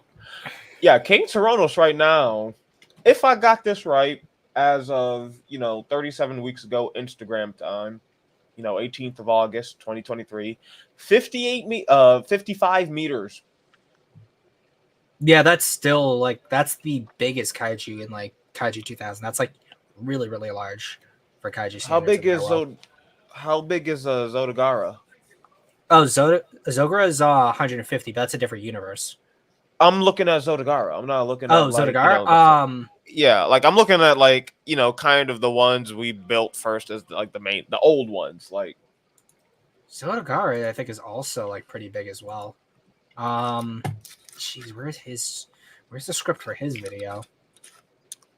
I can also just text his the creator as well. I know his is pretty big. His is like also in like the no. I think he's like 80, 70 meters. Because I can actually, what's it called? I can just listen to my video again.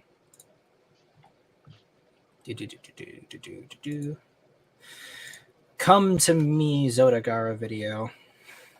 Fuck you, you X-Men nerd. I wasn't even thinking of X-Men.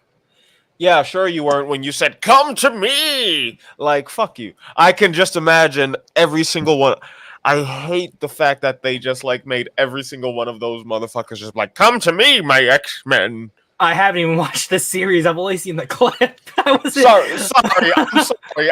I've watched the series, and the one spoiler I will give is that if you've watched the original, if you've binged the original at all, or you watched it, they say that about like maybe 2 times. Come to me, my X-Men. In the reboot, they say that ad fucking nauseum. Come to me, my X-Men, my X-Men, my X-Men. Oh my God, it's my X-Men. Come to me, my X-Men. Fuck off! Stop it! That's why I fucking hate these reboots. Even though I'm watching X-Men and I like it, I hate these reboots because it's just jingling keys. Remember what we said 20 years ago? We said this 30 years ago. We said this. We did.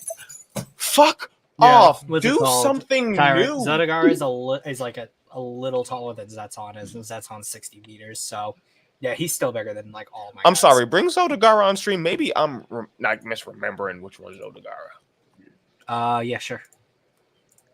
I'm gonna Streamception real quick. Streamception.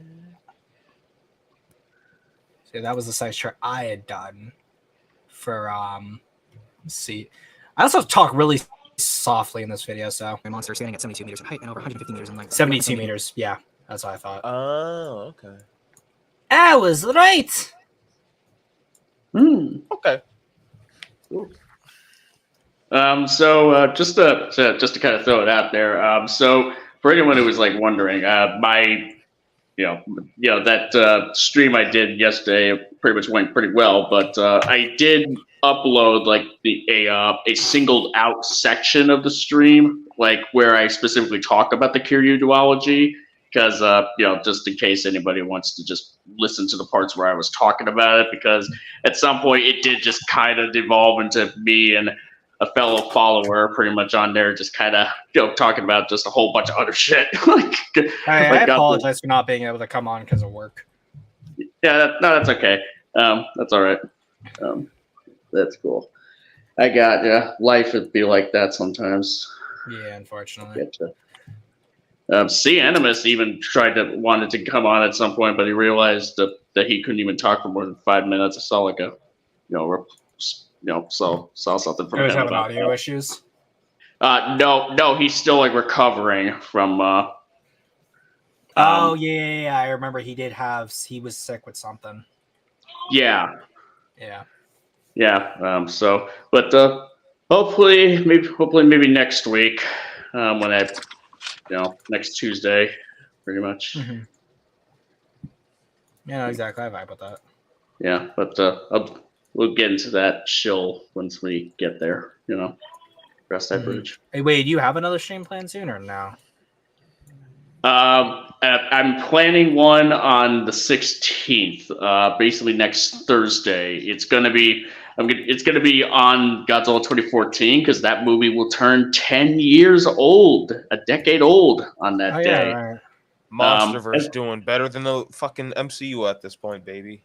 Oh yes, definitely. And yeah, it'll be like another general MonsterVerse discussion as well. But I would try to focus on 2014 specifically because it's the one that started it all. So, and it all led to GXK.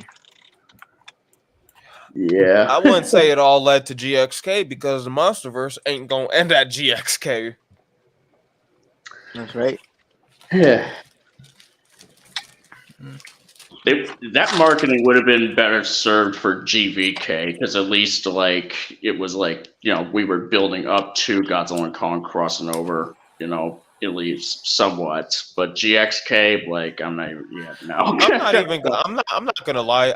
I don't really care about the marketing for the simple fact that the movie in itself did as well as it did. Because when it came to GXK, we all kind of chalked that up, and when I say all of us, I mean the fandom, people, moviegoers, critics in general, everybody. We all kind of chalked that up because COVID, and this was one of the big fun movies that you could watch in your home and not even feel sorry about. GXK was that movie of COVID for some reason.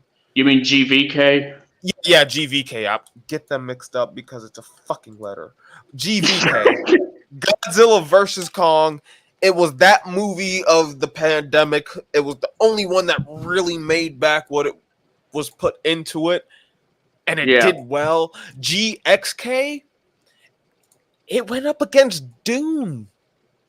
And it was still considered a success. The movies that came out around it were kind of GXK for what it was worth. I don't care about the marketing. It did well.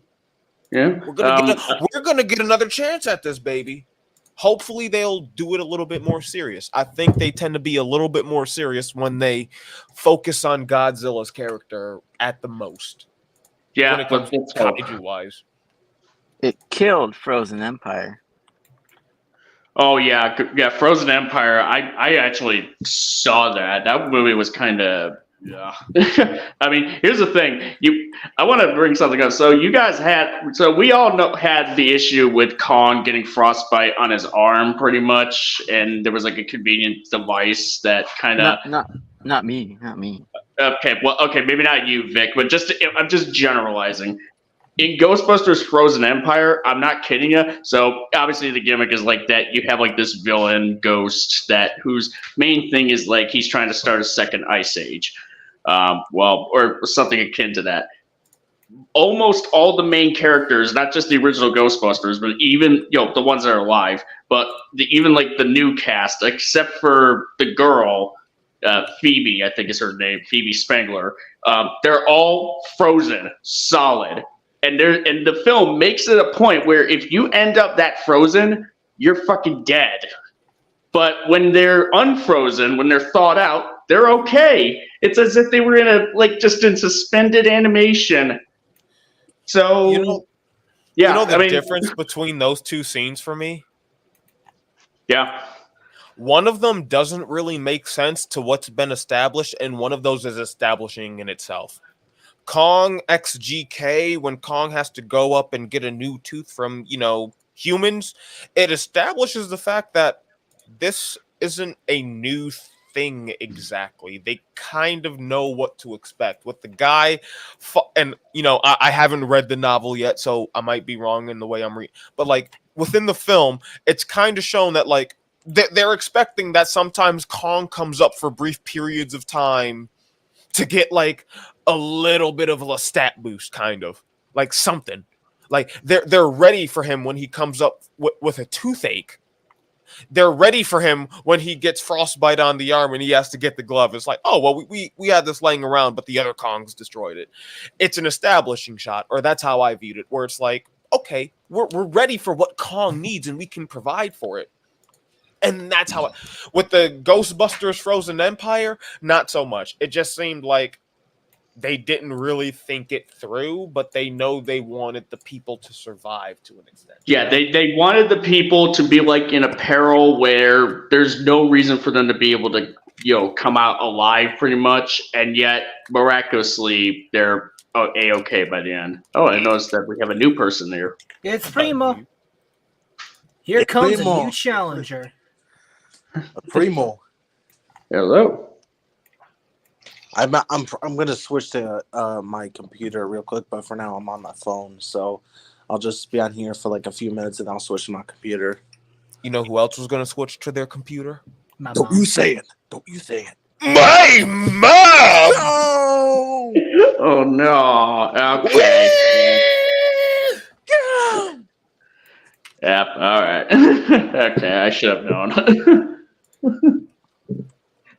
I was almost expecting someone to be like, Lisa Al Gaib! Lisa Al Gaib! As it was written! As it was Do you written. know who else was switching to their computer? The Spanish Inquisition. Precious. Nobody expects the Spanish Inquisition.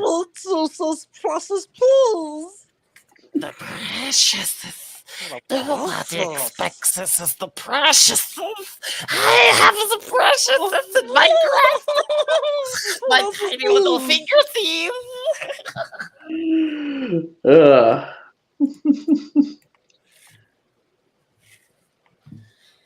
No, Yeah. but Godzilla's political. You can't really escape that. And when we get the chance to make Godzilla films, they want to make sure he's held to that same type of light. End of TED Talk. God bless.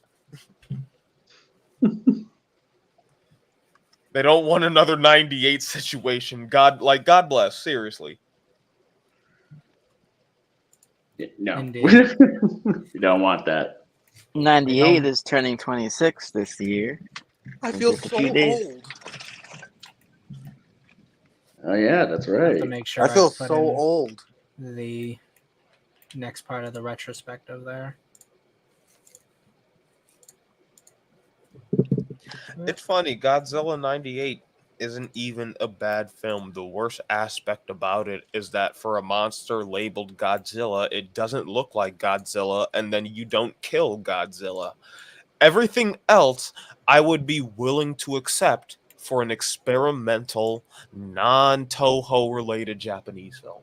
I would be willing to accept that. I could accept everything else except for the design and the fact that they killed Godzilla at the end. Yeah, I probably would say that the movie's still pretty bad with or without the Godzilla name in it. If you ask me, it's just that with it being called Godzilla, it's just worse. Nah, I'm gonna hard it. I like 98. It's for me. I've always said it'd be better if it was the Beast from 20,000 fathoms. Yeah, like it doesn't look like Godzilla. That's a good point, actually. Now that I think about that. Like, it does not look like Godzilla, and then for some reason they decide to kill Godzilla, a monster which, under very, very extreme circumstances, Toho has killed. But as an American film company for the first time in 1990, you're not killing Godzilla, but they did it.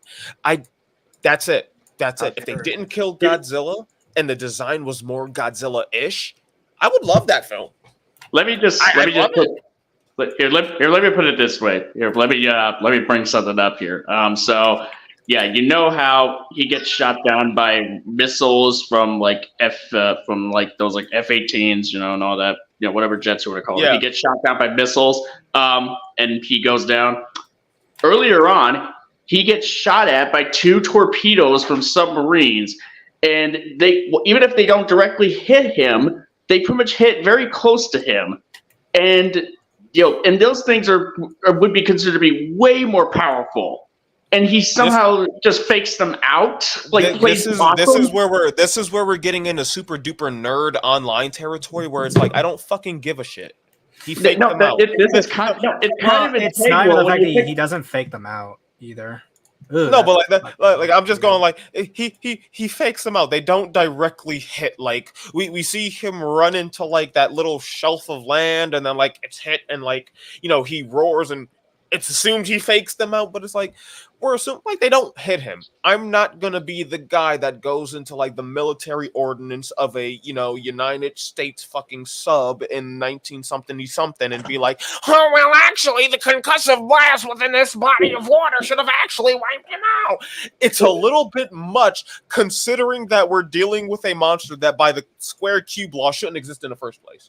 I can't take those two things and then be upset that like the concussive blast underwater where explosives have more of an effect didn't do any effect to him. I can't take those two things and compare them. Here's the thing. I can pretty much understand that, but the thing is like if he did die, then that does kind of like change the ending a bit, where we just wouldn't have like that big car chase. Or if Godzilla was able to survive those torpedoes, then he should be able to survive those missiles. So that it doesn't because the thing I'm saying is like taking into the actual physics of a concussive blast underwater where the explosion isn't as visually effective versus Godzilla on the bridge in 1998 taking them blasts in the jugular basically. I can wipe that away for the simple fact that like physics in a Godzilla film really don't matter. I can accept that those underwater blasts didn't affect him versus the blast directly in his neck with the fire and explosion. I can wipe that away. What I'm saying is that you got to be consistent, and the movie is not consistent in this particular front. I understand that. I'm saying the consistency in this aspect is such a minute one that delves it within like the physics of weapons and explosions and where they occur is such a minute one that when we're looking at the media of something that breaks the square cube law, I just have to ignore that one. I like it's one of the ones we're gonna do a cardinal rule.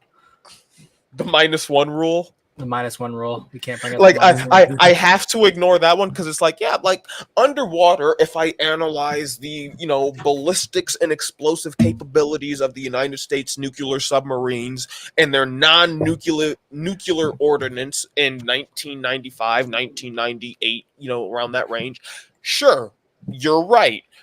But then I'm talking about a giant monster dinosaur at the same time. I'm willing to bend that level of physics where the concussive blasts don't exactly work versus the more visually effective one of like he's getting it in the neck and he's trapped.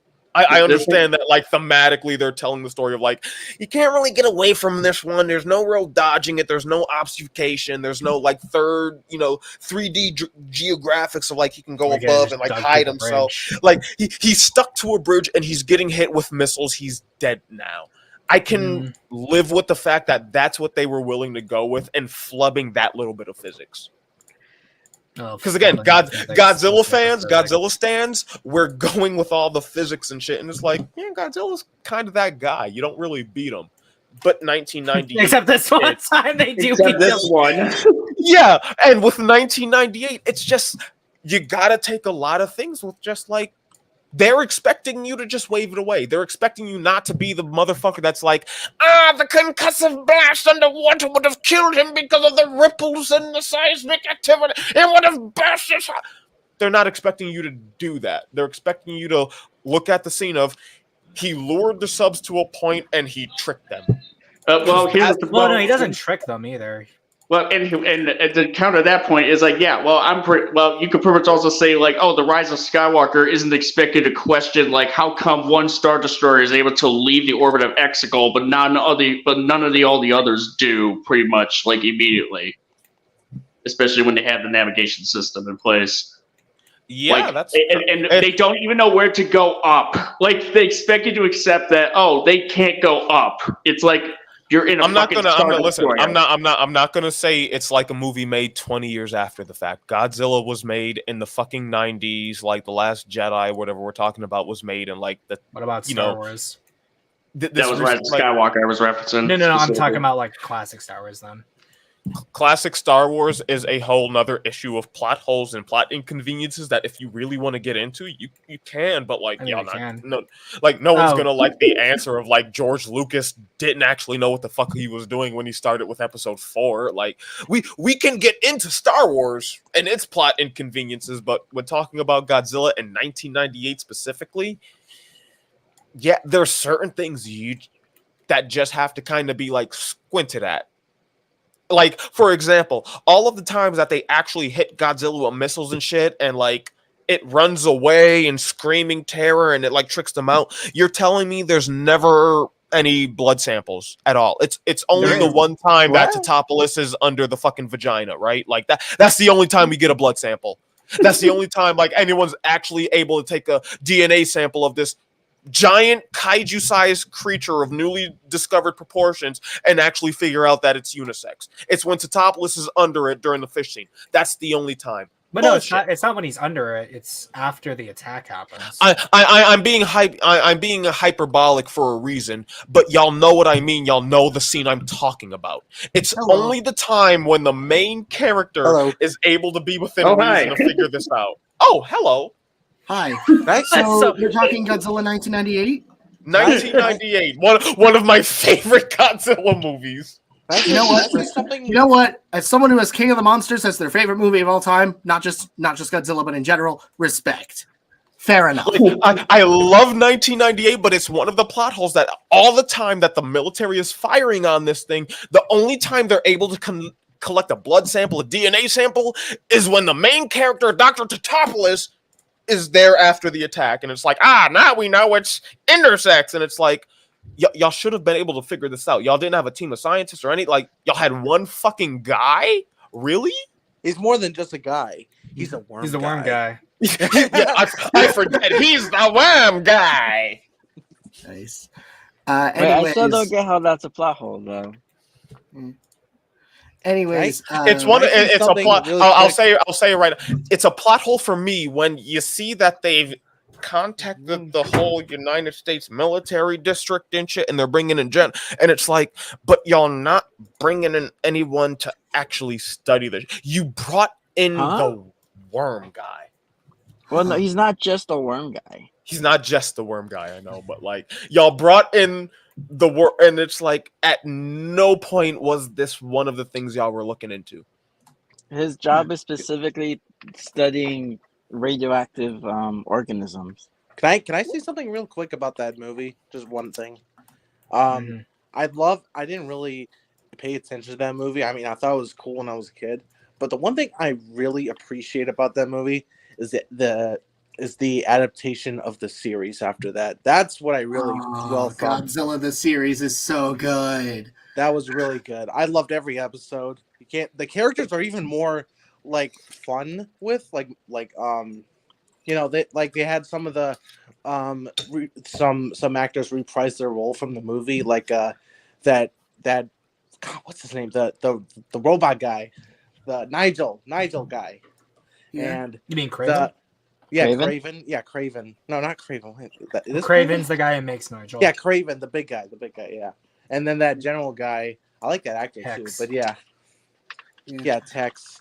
Yeah, anyway, some of them were reprising their role, and I enjoyed the characters from the show than the movie.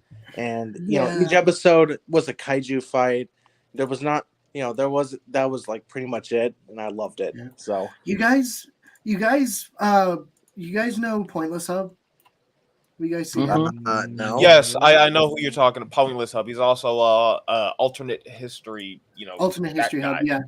Alternate history. That reviews movies. Wait, that's the same guy. Yeah, that's the same guy. Same guy. It's just a different channel then. Okay.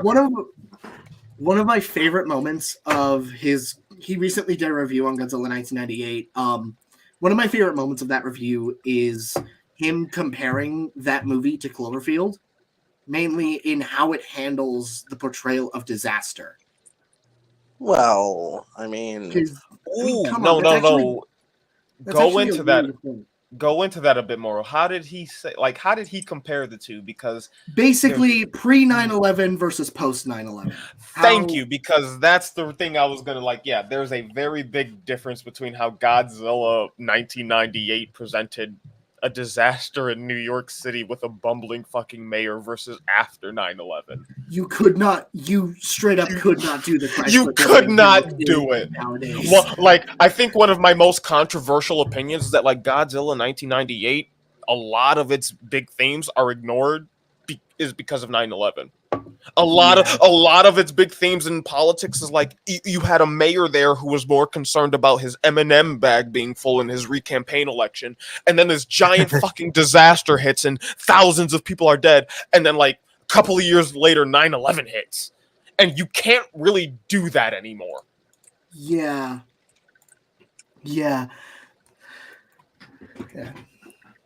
Okay. So anyways, Yeah, sorry about that, folks. I just kind of crashed for a second there. I don't know what happened. But... All right. So on the topic of movies, so I just got back from the new Planet of the Apes. Ooh. How was it? It was fun. I liked it.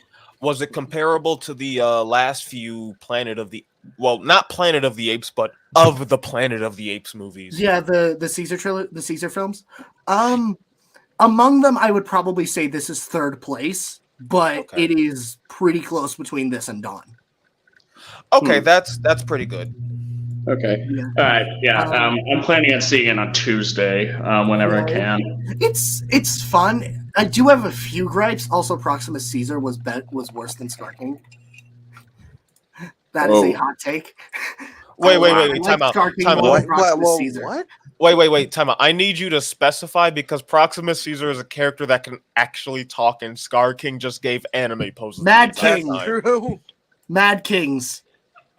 Scar King. How both. I need, like, as non-spoiler as you can get. How is the character that can talk better than the character, worse than the character that only gives anime poses and is a fraud?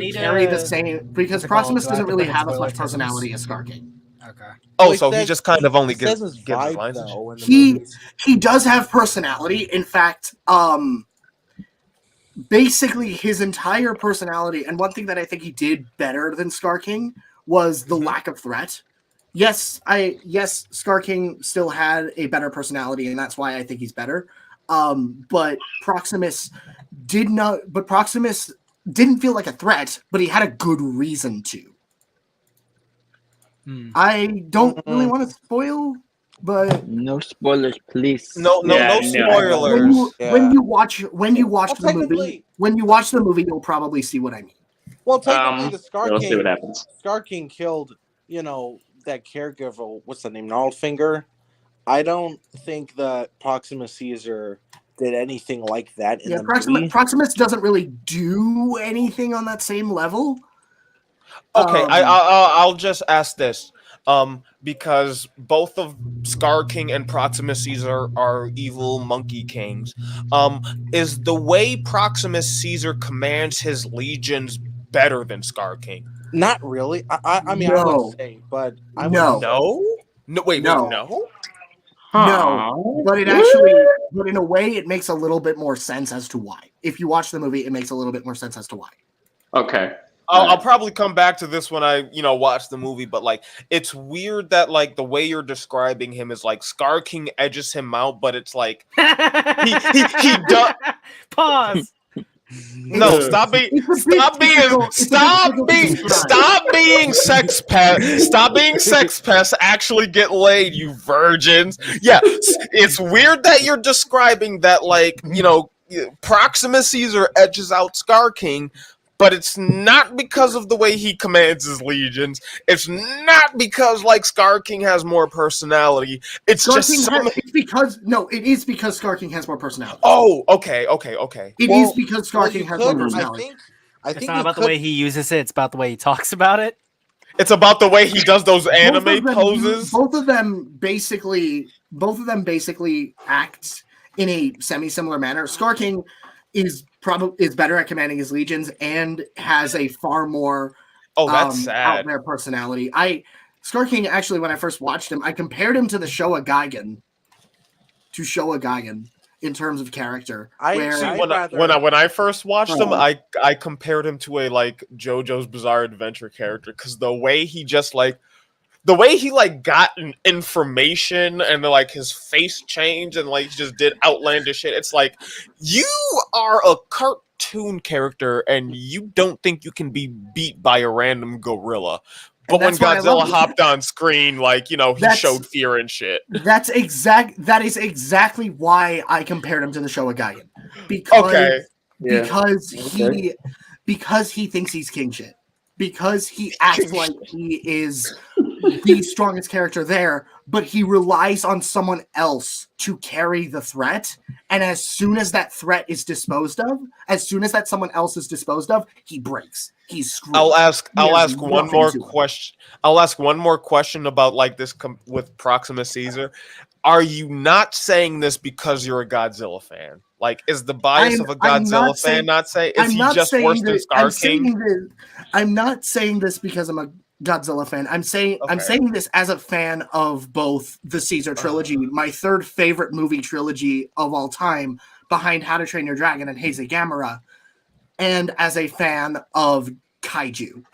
I say, as well as someone who likes to see these kinds of things where you don't really have these fully personable characters actually getting a chance to shine. Okay, if that makes sense. I would. I get that. It makes it a bit more depressing because, like, I was looking forward to Proxima Caesar. Proximus is still a really don't get me wrong. Proximus is still a really well done villain, and his shortcomings actually make a hell of a lot of sense. Oh no, I was just looking forward to him being more than Scar King, because Scar King, while I could love him, I know he's just like anime poses and like fraudulentry. I was hoping that the next 8 villain would be a little bit more than that, so it makes it a little bit more. Let me put it this way: if Scar King is an anime villain, Proximus is more of a literature Robin Hood villain. Okay. I would compare. I mean, I'm probably an idiot, but I could compare. Okay, that's probably not the best comparison, but I can't really think. No. I get what you mean when you say a Robin Hood villain. Like, Robin Hood's the good guy. So, like, he's kind of king fuck yourself in, like, that regard. Whereas, like, he's not necessarily doing the shit, but, like, he's the guy who's giving the boastful speech about doing the shit. Yeah. And it's, again, it's like... He plays himself up. Yeah, like, that's the thing that's like, ugh! It hurts me because, again, I wanted him to be more than Scar King, and Scar King showed his teeth, even though he was a fraud. If Proximus is just a Robin Hood villain, I'm just, ugh. But I'm still excited for the fucking Kingdom of the Planet of the Apes. I love that series. Yeah, Kingdom of the Planet of the Apes is a good movie. I highly recommend. Kingdom of the Planet of the Apes is a good movie. It was a pretty good movie. I don't know how I can compare it with the 4DX on Saturday, boys. I would say it's better than. I wouldn't say it's better than Rise, but the thing is, it was a really good movie. I know the director. He did Maze Runner.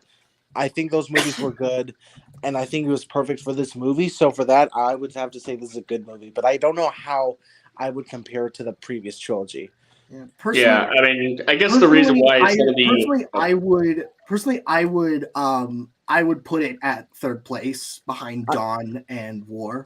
I think Dawn had a far more tight script, and War was just holy crap. But actually, I went to see it with my brother and mom. My brother actually compared it to Avatar: The Way of Water, which. And he said it in a good way. He meant it in a good way. In terms of like... It gave us more characters, though. Like, it started from scratch. I mean, except like that, the beginning scene, but still, it gave, after that little flashback. It gave us, Yeah. new characters and a little bit of a, this guy. Hey, this is who he really is, But it started off fresh. We got a lot of new characters in this movie, and Yeah. so Also the ending makes me really excited. Makes me really interested to see where they go with this. Just yeah, me 'cause- too. Yeah, I definitely want to temper my expectations for this one because the Caesar trilogy is so fucking good, especially Dawn and War for the Planet of the Apes. It's top tier. You can't top that shit. Yeah, I rewatched it with my Yeah. mom and brother. It's still fantastic. It's still stupidly well done with only 2 other movie trilogies beating it. I'm gonna indulge in the meme for a second, but when that motherfucker says no for the first time, like it still sends chills up the center of my back. Rewatching that. Like 2024, it still sends chills up my back when that. I know. No! I think thing is, I watched Oppenheimer before watching the Caesar trilogy. Before rewatching the Caesar trilogy, the Trinity test got the exact same reaction out of me with that scene. Rewatching it again, oh my god, that I can only imagine seeing that scene where Caesar just screams "No" in the theater. Yeah, no, dude, I was so dude when I heard that guy say that reference from the first movie, "Take your stinking paws off me, you damn dirty ape." I was so focused on, hey, he said that line, and as soon as I saw his lips move, I was like, oh shit, he's not gonna do it. And then dude, when I was in theaters, everybody in my theater was like gabbing about that line. Like, he said the line. Oh my god, he said the line. And then Caesar spoke, and almost like the Godzilla scene in 2014 when he stepped first in that airport and roared, it went silent. Wow. Because the monkey spoke. Yeah. Like you'd myself imagine go quiet for a something few like that minutes happens, and I but you find don't. my stream The overtaken fact by it's not only really the fact that he speaks, but the fact that he says it with such authority, with such Conviction. power and such It's the conviction of, like, even though like you watched him like I kind of get like beat up a little bit by like some of the apes. No, like, you're not doing this. You're not doing this now. You're not doing this again. And then like he gives Draco Malfoy the thing he deserves. Yeah. Yeah, I saw him. it's enough is enough moment. It's an enough is enough moment, and it's against, and like I love the fact that they cast this dude as the guy, like Draco fucking Malfoy. They cast him as the guy because at the point in time in media history, it's like that's what he's known for. That's the face you recognize. Yeah, and he's the guy where Caesar, Planet of the Apes, motherfucker, he's leading the ape. No. Enough is enough. This is where we do our revolt. It hit in a way I don't think we'll ever hit again. Yeah, like the first time I watched Rise of the Planet of the Apes, it wasn't even in a theater. It was like when I like caught it on like FX on TV. Like when that scene happened where he just when I was just like, oh, Drake, oh, Tom Felton said the line there, that Charlton Heston said, and then Caesar just does a fucking mic drop on him, and it's like. And it just like, wow, okay, now we're cooking. Now we're cooking. I talk about. I don't want to spoil the movie, but before I saw Kingdom, I rewatched the first 3 like old classic Planet of the Apes movies. The way they connect to the first movie, like. It all makes sense up to me. So, like, another reason why I like the friggin' movie. I'm really glad I saw the first movie right before I saw Kingdom because it all makes sense now. But you would catch a lot of relatable.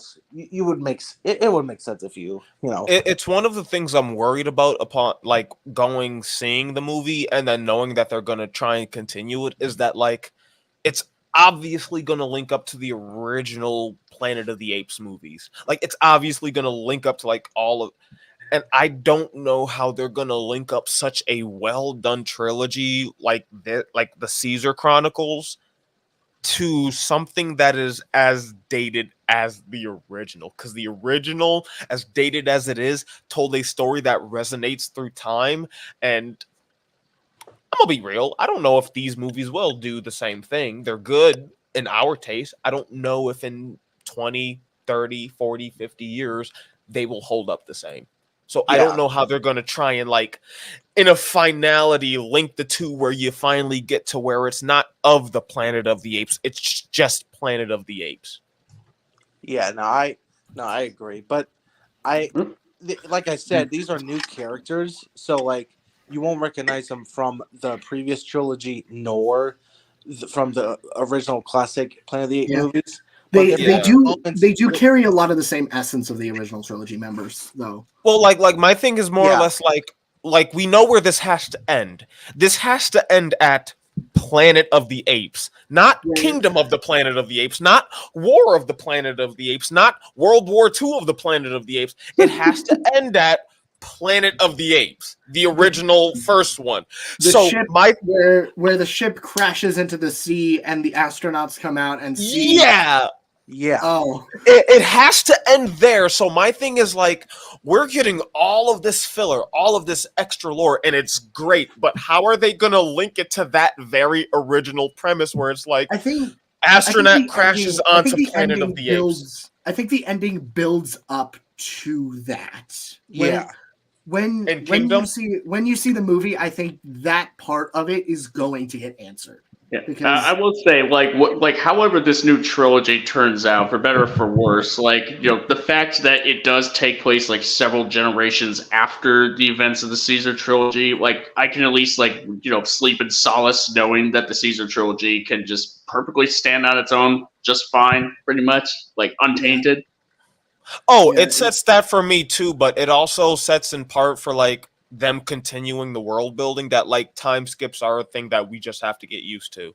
Yeah. People don't want to get used to the time skip of, like, from Caesar to now, like, they have to fuck off. But, like, we're doing time skips. I like that they're incorporating that. Granted, it also gives us enough time it also gives the world enough time to grow into what it becomes by the time we get to Kingdom. No, that's what I mean when I say, like, it's giving the time skip thing, like, where, like, most time skips are like 6 months, but, like, they're giving a hefty time skip where it's like, cool, a lot of shit has changed. That's what it is now. Yeah. No, you don't get to ask questions. It's Kingdom of the Planet of the Apes now. Yeah. You have to deal with this shit going on.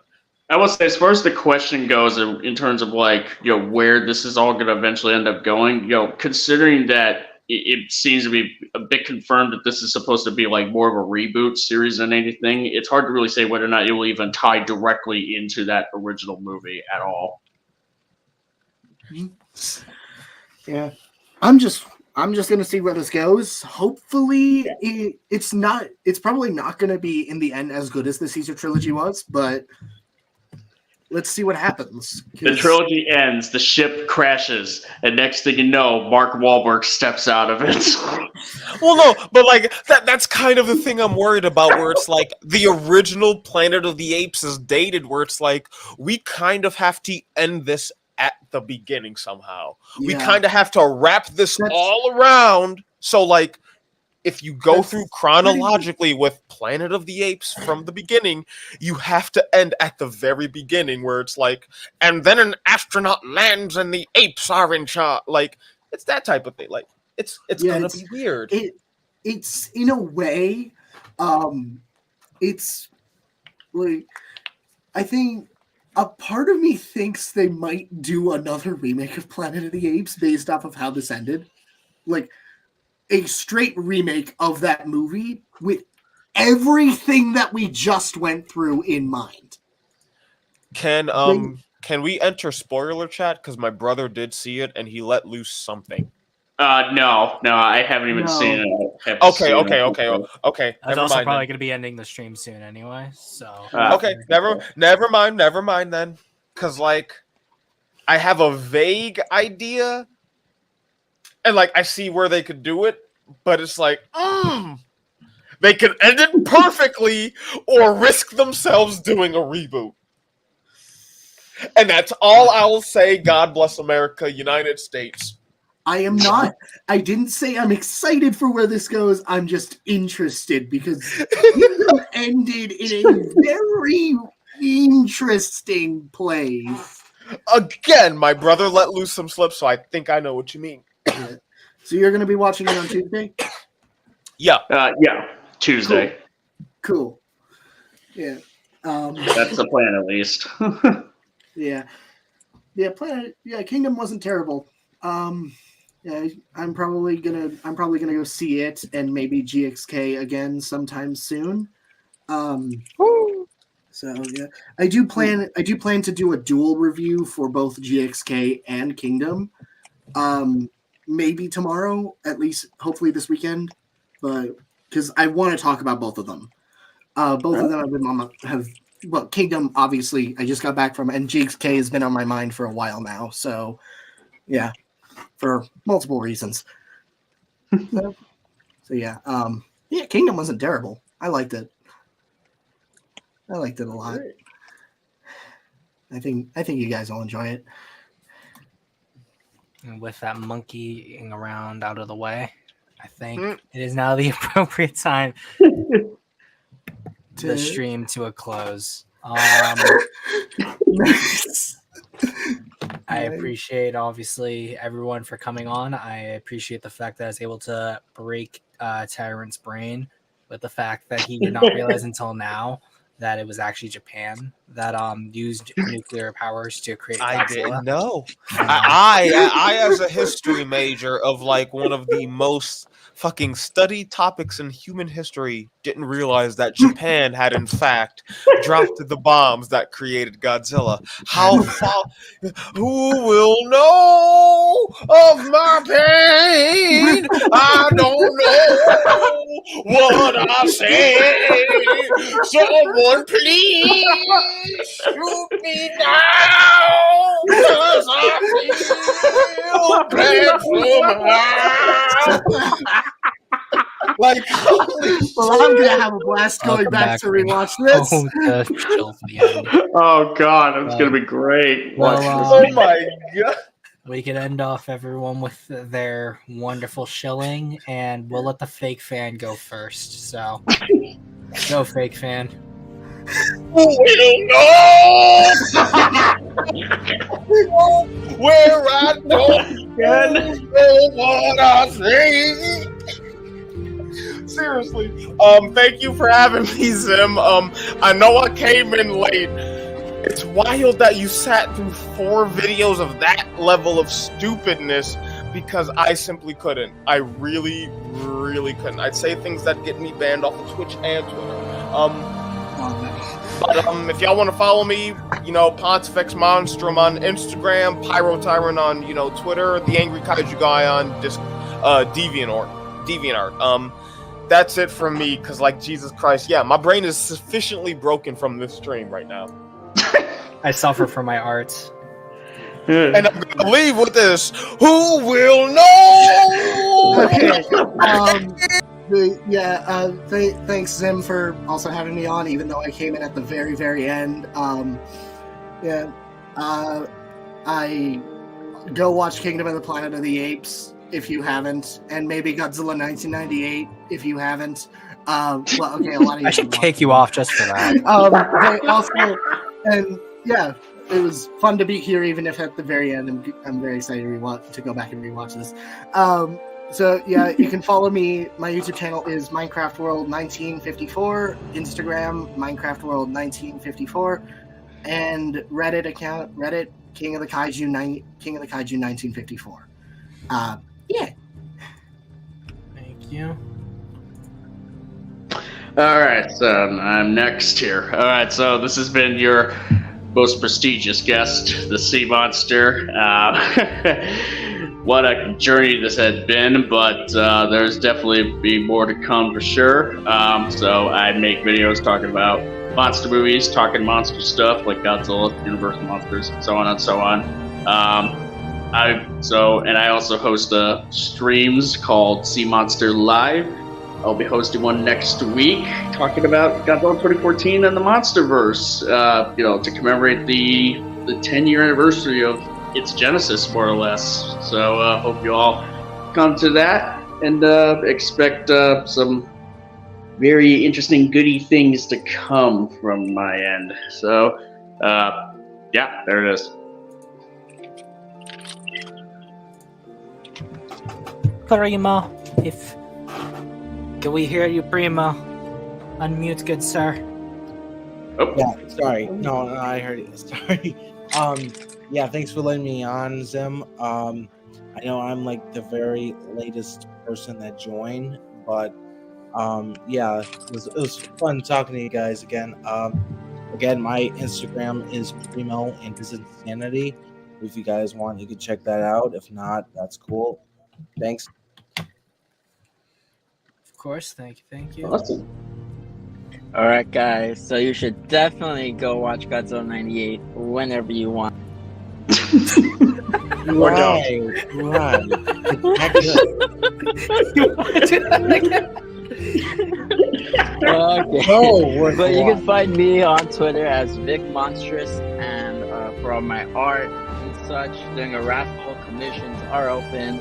You can find me as Kaijunaut on YouTube, where you can find more Godzilla 98 videos, so you can learn more about the film and its trivia. So go watch that after you watch 98.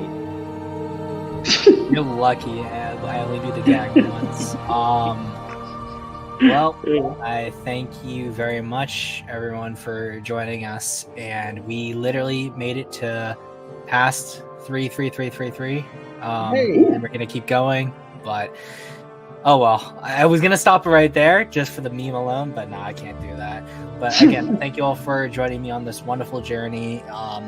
And big thanks to the videos that were actually wonderful to sit through, and poo poo to the ones that were really bad. Again, how could you mess that up about Godzilla 54 on a video you're specifically talking about the politics of? It is crazy.